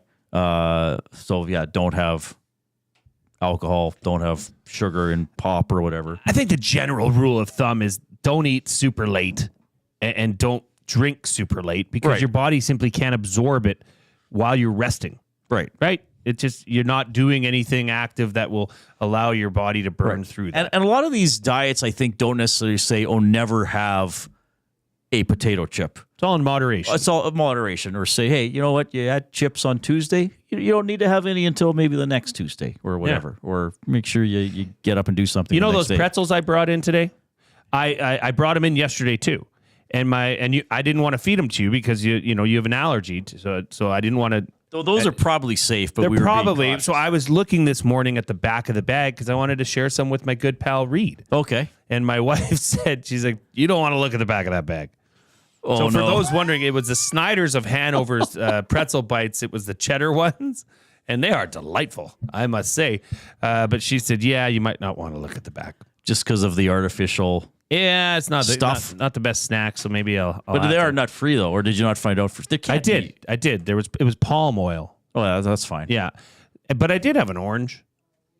That should cancel out, right?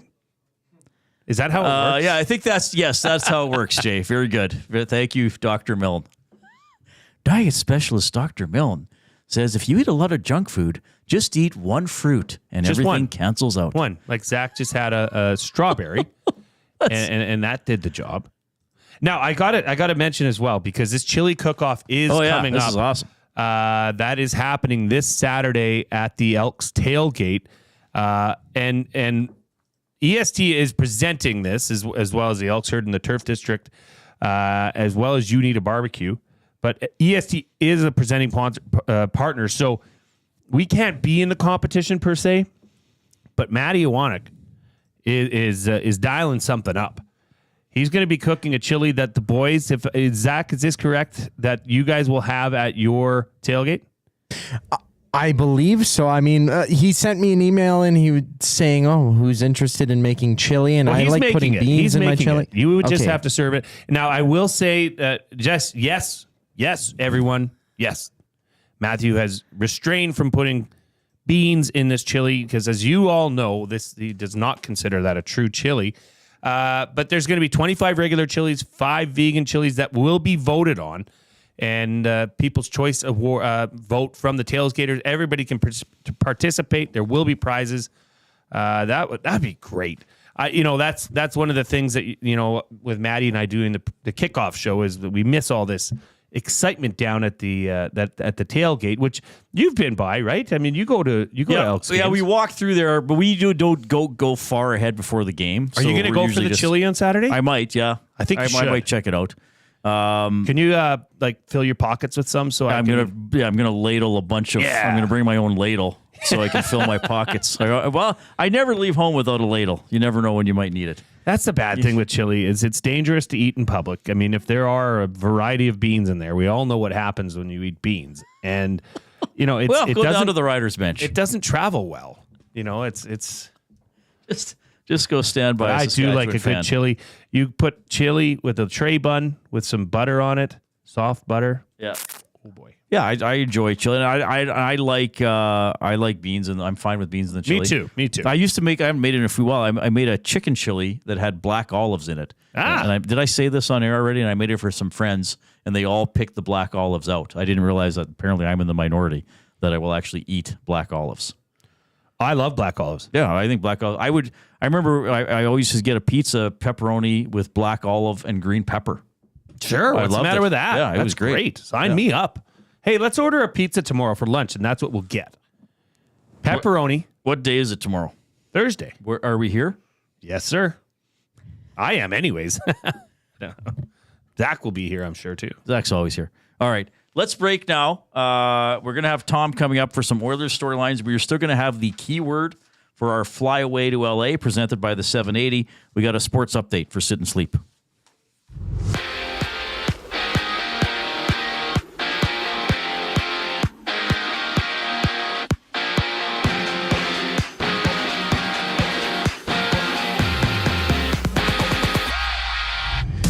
The Oilers play the Kraken in preseason action, and you can catch Tom Gazzola and Hernan Salas on the GCL Diesel Oil Stream pregame show live at 7, right here and only here on Edmonton Sports Talk. Sharks' first overall pick, Macklin Celebrini, is listed as day-to-day with a lower body injury. Yesterday, Celebrini crashed into the boards while on a partial breakaway towards the net against the Utah HC. Right now, it's the Lightning playing the Panthers and the Preds against the Hurricanes. Both of those games are tied at zeros. Later, the Flames face off against the Jets, and the Utah HC meet the Ducks. In the CFL, Elks wide receiver Gavin Cobb did not practice today due to a thigh issue, while running back Javon Leake was a full participant. The Elks' next game is Saturday against the Riders. Over in baseball, MLB wildcard action continues, and earlier today it was the Tigers beating the Astros 5-2, but right now the Royals lead 2-1 against the Orioles. Later tonight, the Mets see the Brewers while the Padres host the Braves. Right after the break, EST's very own Tom Gazzola joins the Reid Wilkins Show with Jay Milne. And I can't forget to mention this sports update has been brought to you by Sit and Sleep. The wait is over. Sit and Sleep is now open. Celebrate with 20,000 square feet of savings on the trendiest furniture, home decor, and mattresses. Apply for your Sit and Sleep card today to make no payment for 18 months interest-free. The Reid Wilkins Show with Jay Milne continues right after these messages. I'm Zachary Kubish. Now you're up to date. 780 is just another lame-ass, low-budget local shop. Homegrown right here in Edmonton, 780 is both the shop name and their in-house clothing brand that celebrates all things unique to E-Town. They also work with close to 100 local vendors from the 780 to help promote and get their brands off the ground. Check them out online at 780.com or at any of their 5 locations at Southgate, Londonderry, Kingsway, St. Albert, and the Outlet Mall by the airport. It's crunch time for your taste buds because for a limited time, A&W is collaborating with Ruffles to bring you the Ruffles Crunch Teen Burger, your favorite teen burger, and your favorite Ruffles cheddar and sour cream chips, combined into one unique taste sensation. It's grass-fed beef.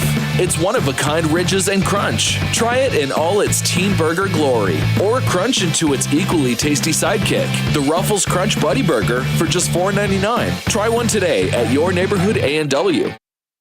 Celebrate the grand opening of Sit and Sleep and discover a revolutionary way to shop for mattresses. Stop in today for a free pressure point scan using cutting-edge technology so sleepologists can identify the perfect mattress for you. Right now, you'll get free local delivery on any mattress over $5.99 and receive a bamboo cooling mattress protector. Get grand opening savings now with every mattress on sale. Join us on location today for the celebrations at Sit and Sleep in South Common next to Planet Fitness. Edmonton Sports Talk delivers a mass audience of key influential customers to your business, all while you associate your company brand with the biggest names, the hottest sports news, and teams from every league around the globe. Oilers and Elks, NHL, NFL, Major League Baseball, and the Association, Formula One, soccer, golf, oh sweet mama! The excitement is palatable on Edmonton Sports Talk. It's where fans go to get their sports fix and where our partners find the most loyal consumers. Contact us today and see how our team on Edmonton Sports Talk can score the biggest goals for your business. With various advertising options available, email business@edmontonsportstalk.com or head to our website and send a message at edmontonsportstalk.com.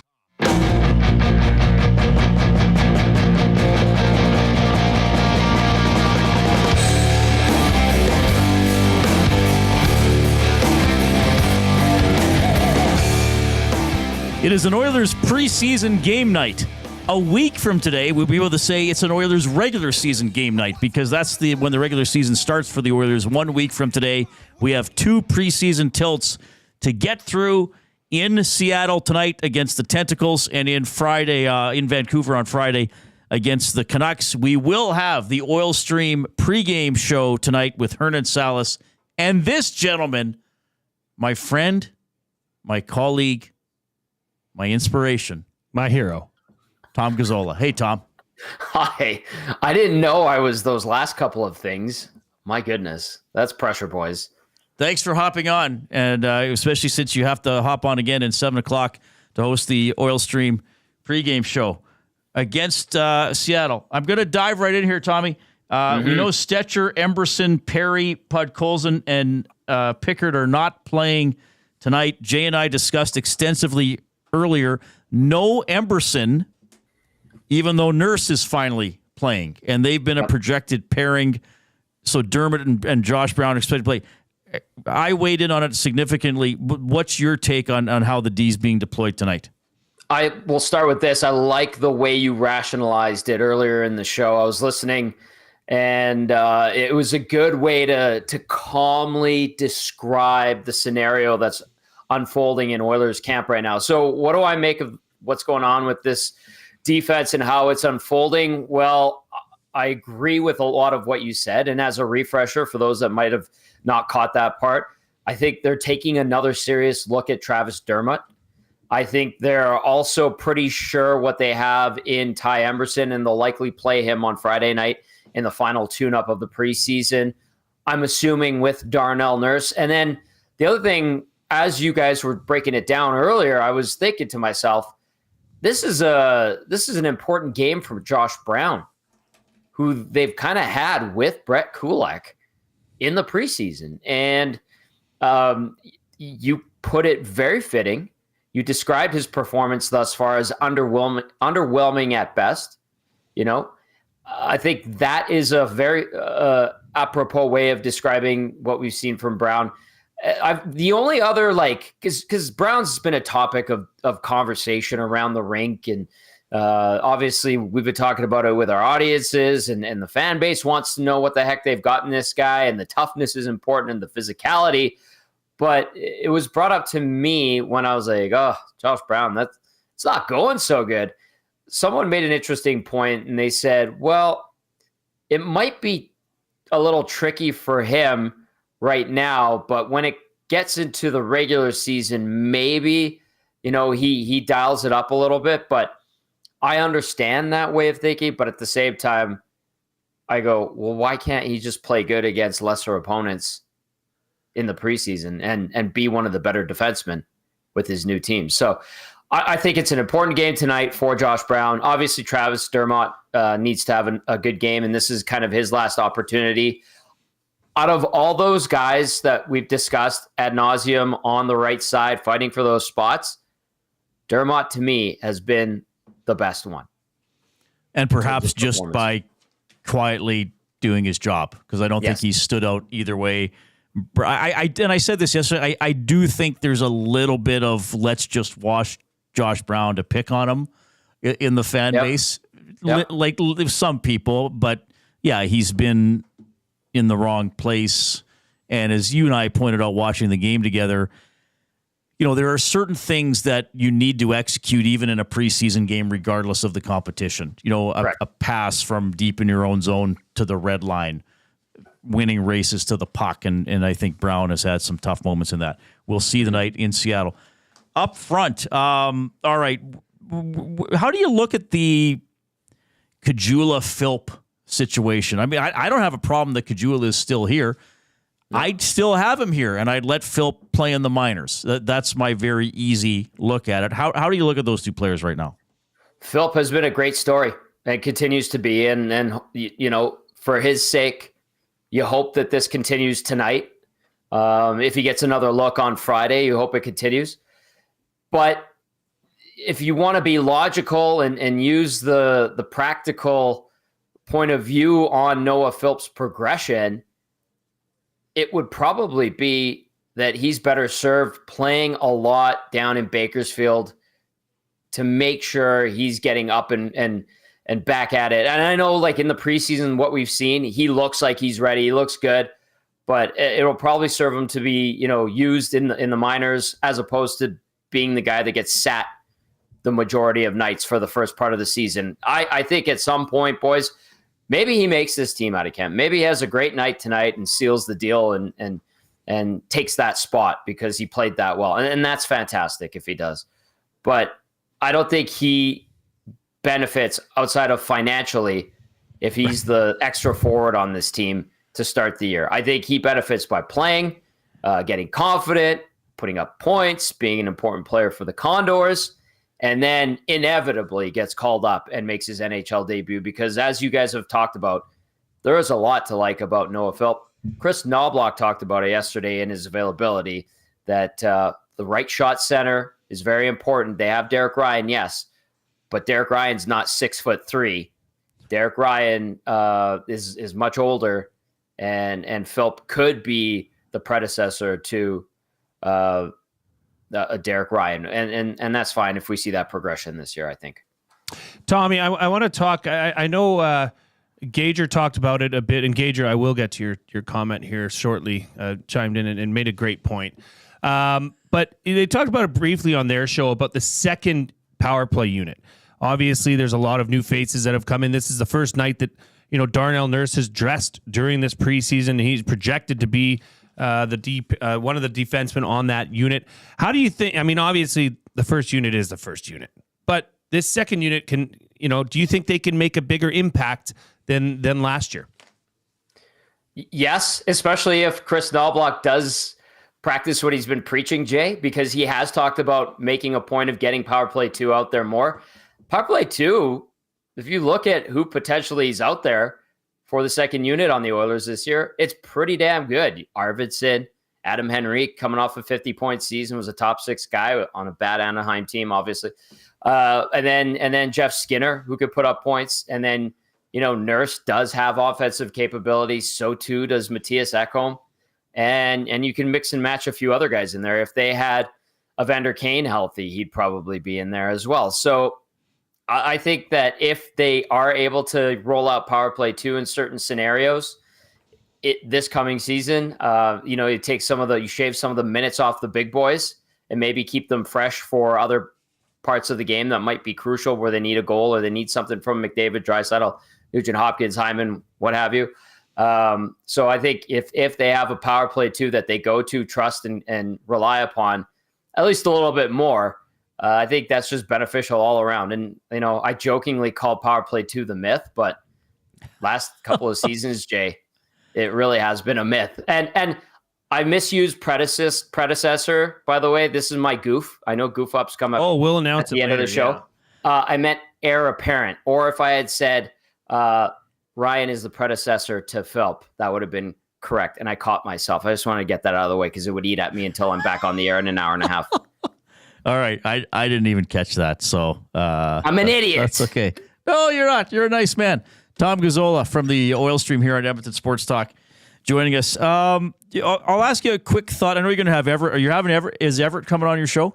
Yes, sir. Everett Fitzhugh, play-by-play voice of the Seattle Kraken. Our friend Riedrich. We had the good fortune of catching up with Everett the other day.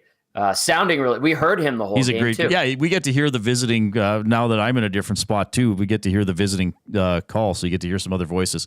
Yep. Seattle's interesting to me. I mean, they had that cool playoff run a couple of years ago.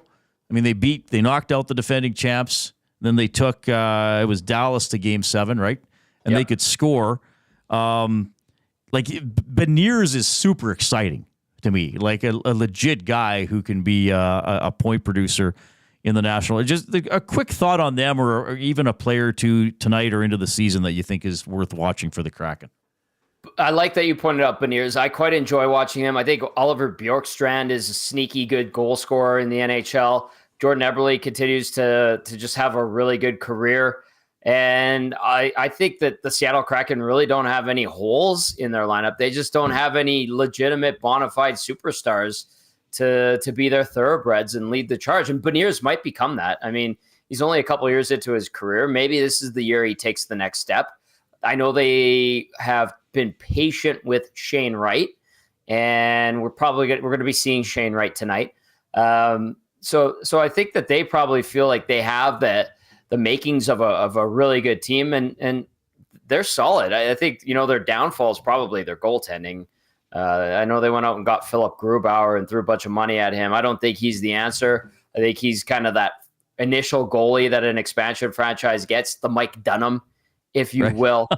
Steve Shields at one point, or the Manny Fernandez, who managed to put together a few good years with Minnesota while he was in tandem with Dwayne Rollison. So I think that's kind of what Philip Grubauer is. I think that the Seattle Kraken will be a hard team to play against every night this season. Now, are they going to be able to squeeze back into the playoffs? Potentially, with how weak the Pacific Division might be this year. I wouldn't count them out. I think that they're going to be a thorn in a lot of teams' sides this year, and I think they're going to kind of be more like the team we saw 2 years ago as opposed to the one that missed out on the playoffs last year. Yeah, and you never know what the coaching change will do, right? I mean, I don't know if a coach can totally take a team from. I don't know if a coach is worth a 30-point improvement, but if he's worth 10 or 12 points, then who knows? Tom, before we let you go, pickleball, lawn bowling, disc golf. Any experience with any of those? Lawn bowling, because I'm Italian, obviously. Of course. But should have known. it's not like I like it, playing bocce or lawn bowling. It's like, you throw the ball and then you roll the ball to the ball. Yawn. Pickleball intrigues me very much, and I'd like to try it. I still haven't. Disc golf, I think, is silly, but you'd have to get each their own. You'd have to get looser shorts though to play pickleball because you do need to be able to stretch and move freely. So you'd have to get some, athletic cut shorts. That's a non-starter, Jay. I'm sorry. You should know this by now. Well, hey, I'm going to come over the top then on you. Okay. And I will read this verbatim from what Gage said. In the nasty chat, he says, "Oh boy. Why don't you guys talk about how Tommy tried to kill Reid with a peanut butter cookie today?" That's not That's Well not done. really what happened. Tom said, let them let it. I don't know that you necessarily tried. I don't know that you necessarily tried to cook, but it was a compromising situation. It was. And in my defense, I'm very aware of Reid's peanut allergy and cognizant of it. But I thought that the cookies that I think Twitter Mary made them, and she's baked some fantastic stuff for us lately. And thank you, Twitter Mary. I thought they were sugar cookies, and then I smelled them and they were peanut butter. I didn't know. So an honest mistake. but I wouldn't have eaten one. Yeah, you wouldn't have eaten it anyways. No, Reid's very. Tom had a box and he's like, "Do you want a cookie?" And I said, "No, I better not. I don't know what's in them." It was not near me. It was not near my mouth. I did not touch it. Tom was not trying to force it on me. It was perfectly fine. Okay, it's how that should happen with an allergic person. There was no chip gate from Tom. There was no cookie gate. Now we've settled that. Oh my goodness. It's okay, Tom. I'm on your side here. I'm trying to just air it out so everybody has it clear. Okay. Now, what I want to do though, before we go, I know we're keeping you long, and we appreciate your time. Our handsome Tom Gazzola. It's been 2.5 years since you and Hernan Salas, the Latino Heat, have brought the energy. Are you excited for this or what? Very excited, actually. I was very sad that the last game he worked with me before he went to the Elks. And I'll really quickly tell this story because this is awesome. Like when Dusty told me at an Elks game that we were both working 2 months ago or whatever it was, I was so pumped up. I was like punching my fist and like, yes, let's go. And then I think it was EJ and Mike Arcuri from the Elks on the sidelines came up to me and they're like, "Man, can't believe you're stealing Hernan away from us." And I was like, initially I'm like, "Oh man, I know, I'm sorry." But then I was like, wait a sec, you guys stole him from us. Now you know how we felt. True. You know, like he's a valuable commodity, and the Latino Heat, I know like some of his most impassionate stuff, like his rants, I think are going to be up for Estes next year because if you haven't heard him, he would get so fired up, and that's where you're in the nickname. And I'm very, very, very, very excited to work with him. And listen, YouTube Trev is a fantastic producer and co-host, and we're witnessing that before our very eyes. That's why the morning show guys stole him. But to reunite with the Latino Heat is an honor and a pleasure. And bringing back Cast 2 because, for pre and post game, that was our dream team at 1260, and I can't wait to get going with those two again. All right. We will see and or talk to you, see you and or hear from you at 7 o'clock for the Oil Stream pregame show leading into the Oilers and the Kraken. Thanks for hopping on, man. We're going to have you on a lot during the season. Good show, boys. I love you. Love you as well. Tom Gazzola from the Oil Stream and the Hangout and EST good guy in general. All right. And the cookie thing was not dangerous at all. Well, Dusty's in the nasty chat now. He wants to know what happened and who was involved and what this cookie controversy is all about. It's not an HR issue. It's fine. I don't know. We might have to get HR Daddy involved. I would be the potential complainant in this situation. There's nothing wrong. It was handled. Okay. The cookie was not near my body at all. I just wanted to get it out there in the air so it didn't become bigger than it needed to be. Okay. I was on your side on this. I didn't want there to be controversy, and I didn't want to develop this into a huge controversy and get blown out of proportion. Okay, good. We are going to qualify people 4 times each day for our flyaway to LA, presented by the 780, a homegrown local shop right here in Edmonton. 780 is both the shop name and their in-house clothing brand. that celebrates all things unique to E-Town. They also work with close to 100 local vendors from the 780 area code to help promote and get their brands off the ground. Check them out online at 780.com, the word 7 and then the number 80.com, or at any of their 5 locations: Southgate, Londonderry, Kingsway, St. Albert, and the Outlet Mall by the airport. So we're qualifying 4 people a day through November 28th, and we'll also qualify people, somebody on Saturday on Hello Hockey. November 29th, we'll give the trip away on the Nielsen Show in the morning. So the trip itself is December 26th through the 30th. You get a flight for 2 to Los Angeles with hotel and rental car. You get tickets to see the Clippers against the Warriors, the Rams against the Cardinals, and an NHL game featuring Edmonton. So you have to text in the keyword 780-218-9999, and then we'll pick a qualifier in the next few minutes. And the keyword today, this is the word you have to text in, Hyman. Hyman is the keyword for our Flyaway to LA presented by the 780. I got your sports news in Limerick form into the final segment of the Reid Wilkins Show with Jay Milne on Edmonton Sports Talk.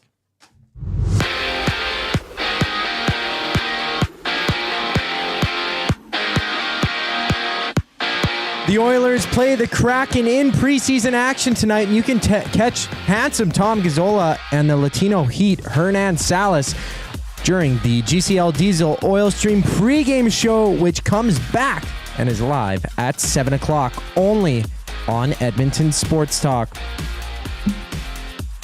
Right now, the Preds are up 4-1 against the Hurricanes midway through the first, while the Lightning and the Panthers are scoreless with under 5 to go in the first frame. Later, the Flames face off against the Jets, and the Utah HC meet the Ducks. San Jose Sharks' first overall pick, Macklin Celebrini, is day-to-day with a lower body injury. Celebrini crashed from the boards yesterday while on a partial break towards the net against the Utah HC. In the CFL, Elks wide receiver Gavin Cobb did not practice today due to a thigh issue, while running back Javon Leake was a full participant in practice. The Elks' next game is Saturday against the Riders. MLB wildcard action had the Tigers beat the Astros 5-2, and right now it's the Royals leading the way 2-1 against the Orioles midway through the 9th. Later, the Mets see the Brewers, while the Padres host the Braves. Just after the break, the final segment of today's edition of the Reid Wilkins Show with Jay Milne is back. I'm Zachary Kubish, and now you're up to date.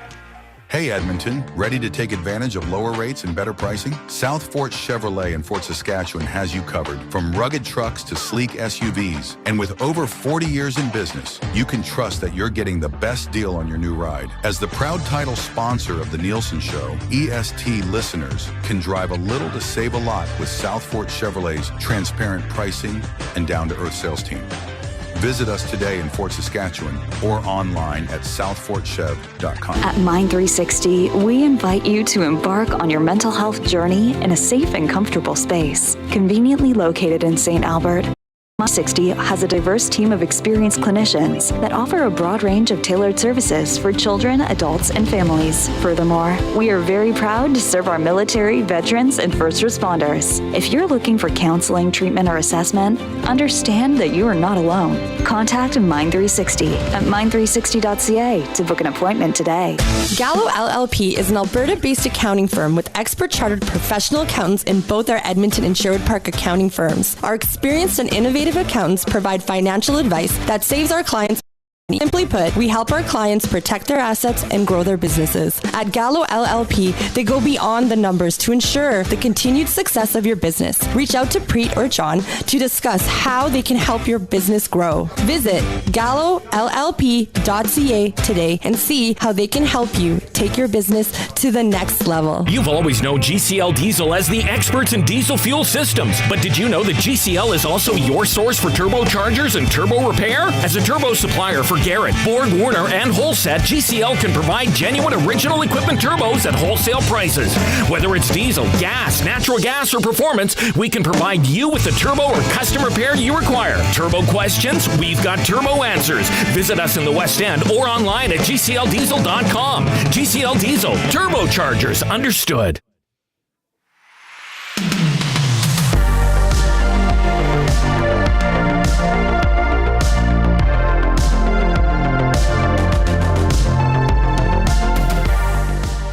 Penner's pancake into the nasty chat. Maddie will love to hear this. Just got Maddie's email. Is this top secret? Seriously, who or why would anyone cancel their membership? Being able to flash your membership card alone is worth it. And I agree. What's that about? The Nasty Club. We're going to become members together, you and I, hand in hand. Okay. What? That's okay. Yeah. Reid, I totally misplaced what I was going to say. Yes. Alas. Thumbs up. We are only 13 away from the coveted 100 mark. If you have not smashed the thumbs up, and that's to my mother who always listens but appreciates when I remind her to smash that thumbs up button. If you haven't, do so. If you have not subscribed to Edmonton Sports Talk on YouTube, also do so. It helps. It helps us spread the word. So we are within striking distance, Riedrich. We will get there. Coming up is Reid's sporting news in Limerick form, and I always try to write one Well, starting yesterday. Well, always. It's always going forward. Looking forward, yes, good point. Always. You're positive. You know me. I'm a miserable curmudgeon. Yeah, well, to each their own. Reid, we've got some big news. We've got to qualify somebody. Here. I believe we have for our flyaway to LA presented by the 780, our latest qualifier for the big draw on November 29th. Is it David? You heard that right. All right, we have David. David, you're on Edmonton Sports Talk with Reid and Jay. How are you doing? Awesome. You? I'm doing great. Congratulations on qualifying for the flyaway to LA. Have you ever been to Los Angeles? Once or twice. Long time ago. What did you do? Do you remember? I was kind of through there last year going to Disney World or Disneyland with the kid, but I wasn't there for long. So. Okay, I hear you. Now, are you new to Edmonton Sports Talk? Are you already a nasty? What's your relationship with the station? I've been listening since 1260 days. Oh, good stuff. Okay, so you're a long time. All right. Well, glad you qualified. Hold on. Sorry. Yeah, glad you qualified. Thanks for listening. Your name's in the draw. Thanks for tuning in. All right, that's David. Maybe we just had somebody get pulled over for the first time trying to qualify. It's like, shoot, drop the phone. Yeah. Please do not call in while whether you're he driving. got pulled over or not, he's qualified for the big draw, flyaway to LA, presented by the 780. All right, we are going to do a couple fun things here. We're going to do, first of all, I got to tell everybody, we're in the James H. Brown studio. James H. Brown, personal injury law firm, the heavy hitters of injury law with over 200 years of experience. James H. Brown will get you the settlement you deserve. JamesHBrown.com. Book your private consultation today. We'll have to have Trent Brown on the show again soon. Yeah, come on every few weeks or so. Yep. So it is sports news in Limerick form. We will start with the Oilers. Nurse returns for the Oilers in Seattle. Preseason is often more lark than battle, but just 2 games remain to get right in the brain. In a week, it goes from flag to tackle. Ooh. That was a tricky one. I was wondering how you're going to bring it all back with Seattle as the lead. Just looped it around. Did you see that Arbor Jackeye hit on Tim Stützle for the Ottawa Senators? I did. All right, so that's our next news item. Arbor Jackeye with a crushing hit on Stützle. He knocked him right back on his pootzla. It was certainly mean, and some say unclean, but trying to spell Jackeye will really hurt you. Oh, you know how it's spelled? Yeah, that was. Can you spell Jackeye's last name? No. You know it's unusual. Yes. XHEKAJ. So you know what his nickname was, or maybe still is? Wi-Fi. Because it looks like a Wi-Fi password. code. There looks you like go. a Wi-Fi password. That's tough. And you inspired the third one because you sent me some video of Dallas Cowboys owner Jerry Jones arriving at practice and landing on the field or just off the field in a chopper. Right on the practice field. It was on the secondary field. Yeah. Crazy video. The Dallas Cowboys look up to the skies, halting practice as the chopper arrives. Of course, its owner, Jerry, the whirlybird did carry. His lust for attention comes as no surprise. Wow. Now you're up to date. Now you know everything going on in the world of sports. You can go around to anybody and say, I heard this happened in the sports world in Limerick form. I love it. I got to say, the Seattle one was impressive because that's, and then you went into battle. Nurse returns for the Oilers in Seattle. Preseason is often more lark than battle. Love it. But just 2 games remain to get right in the brain. In a week, it goes from flag to tackle. Okay. I think it's some fantastic. Football as well. So I'm going to just chime in as happenings of EST today. Obviously, it's been not a long day. It's been a full day. There was a staff meeting. Everybody, the room was buzzing. So here I go. At EST, there is no cookie gate. However, Tommy is becoming more suspect at this rate. YouTube Trev won the staff meeting. Maddie accused Dusty of outright cheating. But have no fear, the tarnished cookie has left the plate. Oh, that's good.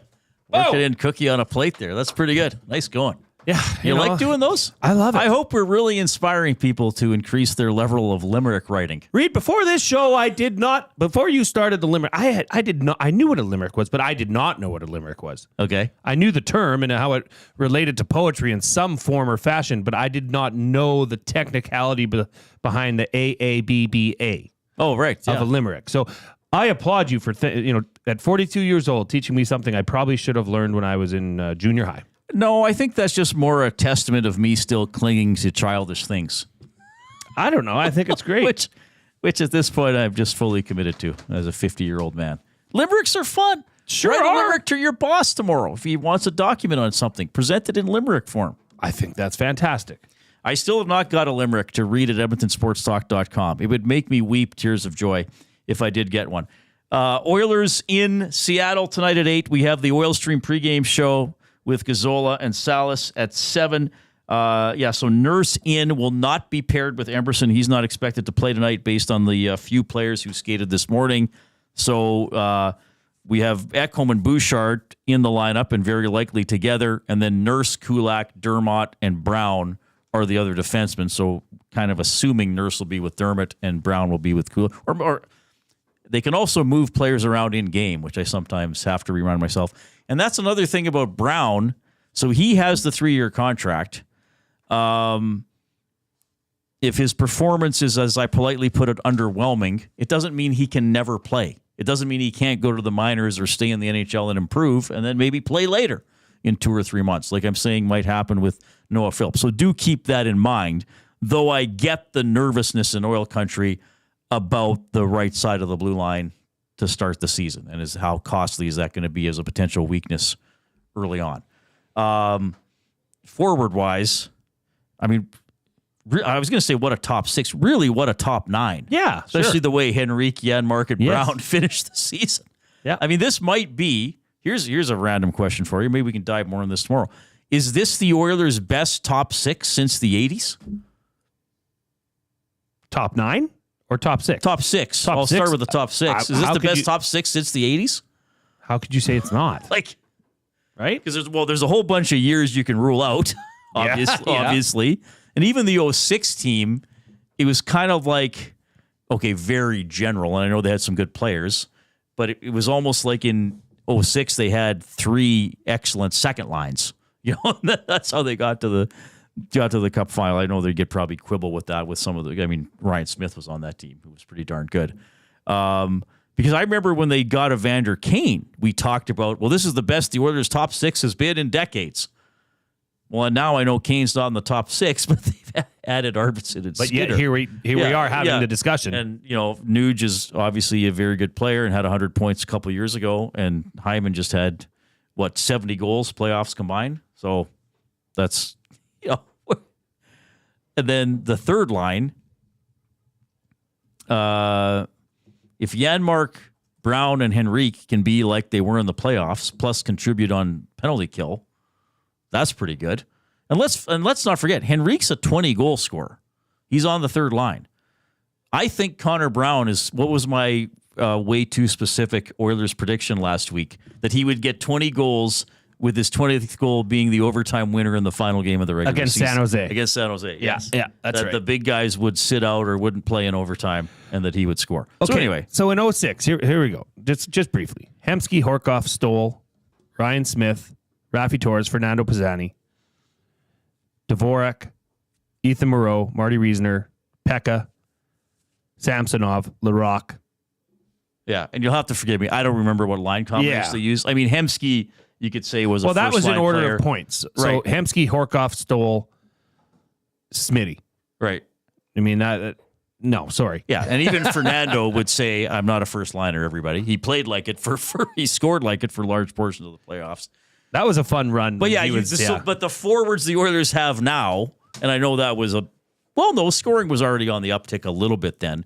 But yeah, the scores the Oilers have now are better than those scores. Okay, let me ask you this. Who was, Hemsky was the highest score. How many points did he have? 83? 77. I knew it was 83 or 77. Yeah, things have changed a little bit, Less than a point a game. I don't know how many he played. Did he play 79? Games played 81. So he was just under a point a game. Now, would have Hemsky been on first lines on other teams in that? Yeah, I think he would have that year. Ryan Smith certainly would have. I mean, Ryan Smith was a Canadian Olympian. Yeah.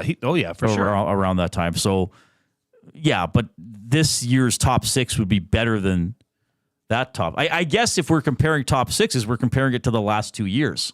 And I would say this year's top six is better than last year's top six because of Arvidsson and Skinner. And again, Kane wasn't actually in the top six. It'd be hard to refute. It really would. Yeah, maybe that's not even worth discussing. People might even be laughing. I'd that say we're top even discussing 9. If you went to the top 9, and I mean, to be determined. Yes, obviously, but judging how things finished last year, yes, that line looked pretty. Off the darn top good. of my head, if Henrique gets 20, when was the last time the Oilers had a third liner get 20 goals? I guess it would just be years Nuge sometimes cycled down. I'm bad remembering stats sometimes. Koob, you look like you want to say something. I want to say Fogle, but he didn't really play. Well, in that okay, bottom, fair enough. Right? He was up and down. He just got to 20 last year, but I think he often was in the top 6. Yeah, so he was like a 2/2/3 liner. Chiasson, but he was also top 6 at the time. He's an interesting one because he was on the power play too, right? I mean, the year Maroon did it, he was on the first line. Right, so I guess somebody who played third line wasn't on the power play. We're rarely on. I mean, Henrique might be on the second unit, but he's not going to score a ton of power play goals. Anyway, what we're saying is it bodes well for the forwards, even without Kane, right? And even if Philp or Caggiula is on the roster or whatever as the 13th guy, it bodes well for the forwards. Yeah, forwards look great. Defense is that one, and again, it's just one part of the defense, really. So. Yeah, it's not the entire defense. It's just how much of a weakness could that wind up being. Curtis Stock thought it was a lot more, I'll tell you that. Well, because he seemed to question where Kulak was going to be. Yeah, but I still think Kulak's your third guy on the left side. At that role, I think it's fine. Yeah, and I thought he was quite good in the playoffs, given his role. All right, we got our goof-ups. I had one that I forgot. I goofed something up earlier in the show. Well, Tommy did say... Probably just my entire existence is a goof-up. No, don't be so hard on yourself. Just half. Tommy said heir apparent, not predecessor, in his interview. So he wanted us to clarify that. And I was reminded by in the EST inbox by Taco, his daughter loves the Limericks. However, she did say that she learned them in grade 4, not junior high, as I suggested. Okay. So I appreciate that. Yeah, Limericks were early, I think. You learned those pretty early. Probably as the first form of poetry. Well, and in my Limerick, I did allude to the fact that YouTube Trev won the staff meeting, but it should be noted that there's 2 scoring systems. Dustin holds one, and Iwanek as the COO. We're not supposed to recognize of Iwaneks. EST. Hey, I recognize him because I won in his rankings. So maybe, Well, I didn't have Ford's 1-loss record, and I still don't have it. But he's That's below okay. 500. No, Maddie's saying why because not I choose not to. Oh yeah, he is. He's pretty much 1A, 1B. You ever see Highlander? There can be only one. Okay. Coop, that's why I love making those 80s sci-fi references. There's like two people out there like, oh yeah, Highlander, good film. I remember that. Everybody else is like, what are they talking about? Why is Wilkins still on the air? You know Dustin's a big Highlander guy. Oh, really? I'm pretty sure. Is that not right? What was the guy's name? Russell McKay? Because Sean Connery was in it, right? Maddie, isn't Dustin a big Highlander guy? Highlander, 1986. We was. have to get this before we go. Maybe I'm thinking a different show. There was a show where a guy could travel back in time. Maybe that's the one. Oh no, Christopher Russell McKay was the director. Christopher Lambert was the star, and Sean Connery was also in it. It's a bunch of immortal beings who you can only kill by beheading. Yes, that's right. On that note, everybody. Coop, did you have any? The Time errors? Traveler's Wife is what you're thinking of, isn't it? Or no? The other, you're thinking of a modern one with time travel. Quantum Leap. Oh, Quantum Leap. Dustin's a big Quantum Leap. That was a guy jumping into other people's bodies in different points in time. That was Dean Stockwell and Scott Bakula. All right. Big thanks to Zach Kubish. Appreciate your work, buddy. He's the glue guy. Jay Milne. I'm Reid. Oil Stream at 7. Thanks for listening.